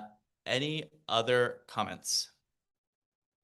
You're on. Go ahead. I'm just going to quickly say, I support this resolution. This is like, I think, the third straight meeting where we've talked about events and oversaturation of events and in general events in our parks. And I just, would love for the park, not that you're not, but like, I would love to hear more about this. This seems to be a really important issue for us as a board. Thank you. Okay. Sure. We don't get too many shots at the apple to try to rein in some of the excesses here. And I think that this is a great opportunity for us to actually go say something to Bryant Park Corporation that they need to make sure that we are involved in this process. And so while I understand that we can't change to deny unless, I don't know if there's another path forward here for us to be able to say deny unless you guys are transparent with us, right? We're letting them just do what they want to do as they've done in the past. Understood. Thank you, David. Go ahead, Kevin. Just this discussion, almost this exact discussion is what happened in a 2.5-hour joint Parks Landmarks Committee meeting. And the resolution that's before us all was sort of the compromise that was reached at the end of this, just for some added color. Thank you, Kevin. Samir. We have 13 minutes until 9, so I'm going to call the question. I move that we call the question. Okay, thank you. Yeah, for new members, calling the question is essentially saying that we should vote on this now. It is not debatable. And so we will take a vote on that. So if you would like to, yeah, go ahead. So if you would like to basically move to the voting portion of this now, please say yes and raise your hand. And if you not yet, I'm going to explain the whole thing and then you can do it. And if you vote no, that means you want to continue discussing it. So please, if you would like to vote yes, please raise your hand. Motion passes. Okay, on to the next item, which is Bex. Go for it, Mohit. So welcome to all of our new members. I'm Mohit Palotkar, formerly chair of the Budget, Education, and City Services Committee, now the City Services and Quality of Life Committee. We had one resolution this month. May I have it deemed read? So deemed. So this resolution is in support of City Council Bill 1096 and New York City retirees. We did have a guest presenter from a pro-retiree service organization. The bill focuses on ensuring health coverage rights that were promised to retirees when they initially took their jobs remain consistent with what they receive when they retire.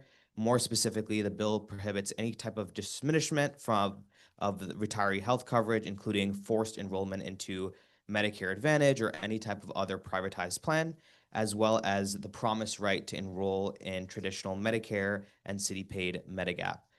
This affects approximately 250,000 plus New York City municipal retirees, so it has a large impact in terms of scope of what this bill intends to do if passed in City Council. Within our committee, we passed the bill 5 for, 0 against, with 1 abstention, and passed as well in executive committee. Great, thank you. Any conflicts? Any questions? Any comments? Oh, question. Robert, can you grab that mic? Were you able to hear any testimony or presentations from folks who are against the resolution? We didn't hear any dissent on the resolution, but I will comment that this board passed this exact same resolution with slight tweaks last year. The reason it's being passed again is because the bill did not pass in the past last year's legislative session. So we're refreshing the bill for this year's legislative session. Thank you. Any other questions? Comments? Catherine. I just want to add that when we hear a resolution like this that we've heard before, there are a different group of people voting, but it also deepens institutional memory for us on what we are trying to achieve and what we believe. It reaffirms how we stand and take a position on something that has not yet been resolved. Thank you, Catherine. Any other comments? Okay, thank you. All right, last but not least, Seth for SLAP. All right, one sec. Awesome, thanks, Brad. I'm Seth, the chair of SLAP, which has 2 resolutions, which I'll keep very short, and they're pretty straightforward. Both of these are for liquor licenses. And may I have the first reso deemed read? You can have them both deemed read. Nice. So Reso 1 is an application for a liquor license for a fancy restaurant and bar doing business as Bar Chef New York. Zona took the lead on this one and was able to reach an agreement with the applicant to close the establishment at 1 a.m. Sundays through Wednesdays and 2 a.m. Thursdays through Saturdays. They also agreed to all our other standard stipulations that you see in the resolution there. So since the affidavit was agreed to prior to the meeting, we were effectively voting on the terms of the affidavit, which you see in the resolution there. We voted in favor 10-0-0-0. Any conflicts? Any questions? Any comments? Great, next. Awesome. The next one is an application for a liquor license for a karaoke bar doing business as Chamber. So Milan did the due diligence on this one and ironed out almost every issue, including having the applicant agree to a sound study and all our standard stipulations. You don't want to hear that, but New business. Yeah. The one exception here was the issue of hours, which we did bring to the committee for discussion. So the applicant requested 4 a.m. hours 6 days a week, with the exception of Sunday. And we considered this carefully before determining that we could allow these hours in this case without negative comment. And in making the decision, the committee wanted to explicitly convey that we're not, or that by not objecting to 4 a.m. hours, we're not creating a precedent by that. And we're instead recognizing that this applicant met the bar for an exception in several key ways.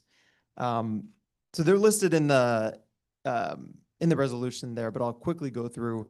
The first positive factor here was that there was no negative community input, despite our committee putting up the required postings and delivering several to a major residential building on the block, which we were concerned about. And second, there was actually supportive community input, which the applicant managed to gather from that building we were concerned about and another one nearby. And I want to stress that it's very rare to have both of these things true at the same time. And then additionally,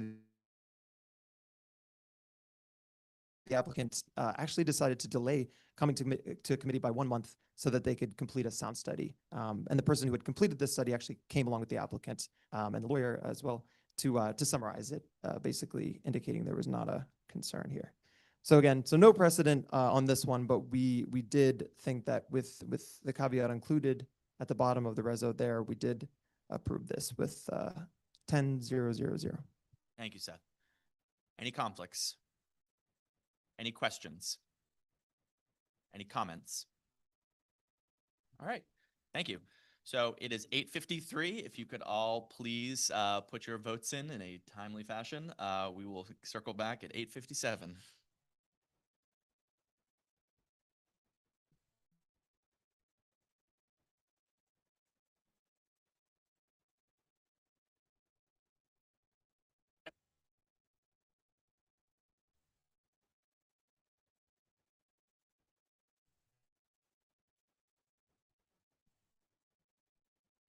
No, I'm saying we have everyone.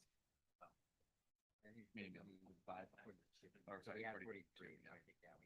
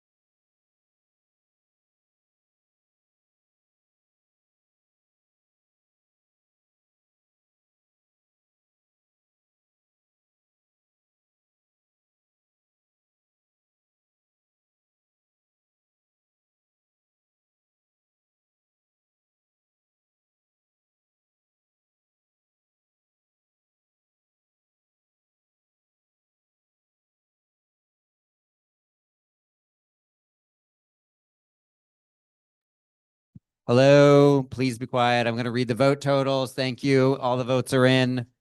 Shh. Okay. So, she says she just voted now. Okay. So the May minutes were approved, 41 in favor with 1 abstention. The Charter Revision Commission letter or resolution was approved, 38 in favor, 2 opposed with 2 abstentions. The 34th Street Busway was approved, 34 in favor, 5 opposed with 3 abstentions. The Broadway Vision Extension was approved with 38 in favor, 1 opposed with 3 abstention. The Madison Avenue Bus Improvement Project was approved, 38 in favor, 2 opposed with 2 abstentions. The Cote Restaurant Parking Rule alteration was approved, 39 in favor with 3 abstentions. The comments on the draft DEIS report for Times Square Casino was approved, 37 in favor, 3 opposed, 2 abstentions. The Bryant Park 10-year plan was approved, 34 in favor, 6 opposed, 1 abstention. And the Bex bill was approved, 38 in favor, 1 opposed, with 2 abstentions.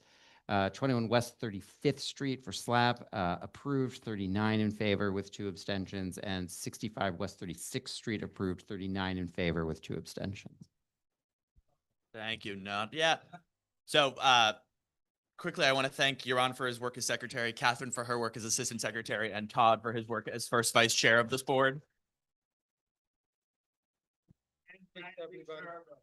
So now I will open the floor up to any new business. I know, Mike, you've got one, so let's keep it tight. This thing working? Yes. All right, a couple of things. First of all, congratulations to all the new members. Great to see a whole bunch of new faces. It's going to take me a long time to remember everyone, but I'll work at it. Number one is I want to report on the 2nd Avenue traffic, which I did when they first started congestion pricing. If you remember, my window faces right down before the tunnel on 34th Street. I'm on 40th. It's looking down. And at the beginning, congestion pricing affected it so much so I would say it was reduced by 35 or 40%, but I got to report that right now it's back up to 85 or 90% of what it was at the beginning from my personal observation. Traffic. Number two, I noticed that somebody's starting something for a get-together, a get-together of the people. The last time we had one of these, the showing was abysmal. And not enough people came the last time. I hope more of you will come to the get-together that somebody's planning now. We had an opportunity to go up to the top of the summit. They charge $60 to get up all the way to the top, 75 if you go above the top, which we got to do, and 15 people out of 50 showed up. Disgraceful. It's ugly. Nobody cares about seeing the top of the Summit Hotel. What's the matter with you? Where's your city spirit? You want to show some city spirit? You want to learn about the city. And how are you going to learn about the city? You come on a free tour. I do 2 free tours of 2 different areas of the one of the Garment District, where you're going to see the buildings, some of the buildings that are proposed for landmark. You know, they proposed a whole bunch of buildings, but you are in the Garment District. There's the one that they, and what they're going to put up there, they're going to put about, and you'll hear all about all of this great stuff that's going on. You go on my Flatiron tour, you see another one of those buildings that's proposed. You'll also see the ones that are going to be chopped down as well, on a couple of proposed landmark buildings on my tour.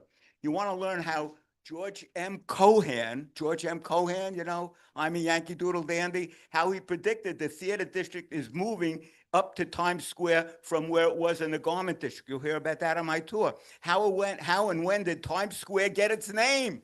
Times Square got its name. It wasn't always called, it used to be called Longacre Square. Did you know that? New Yorkers, Longacre Square. Changed, you'll learn how that happened. You'll learn how many, you'll see some homeless people hanging around this. We hear all about homeless people. You'll see them, you walk around on one of my. All right, Mike, let's wrap it up. All right. Jesus Christ, I've been waiting the whole time for this. All right, how does the Flatiron Building get its name? What was its previous name? What's its real name? All right, next tour, June 18th, Garment District, Wednesday, June 18th, meet at the Button. Call me. I'll give you all the information. I'm on the list there. And the Flatiron Tour, July 6th, right after July 4th. That's a Sunday. Please join me. It's free. Again, if you're not happy, double your money back. Thank you very much, Mike. Any other new business?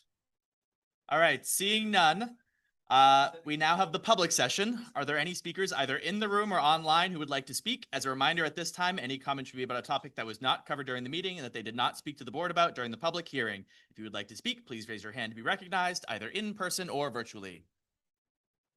Seeing none, we are adjourned.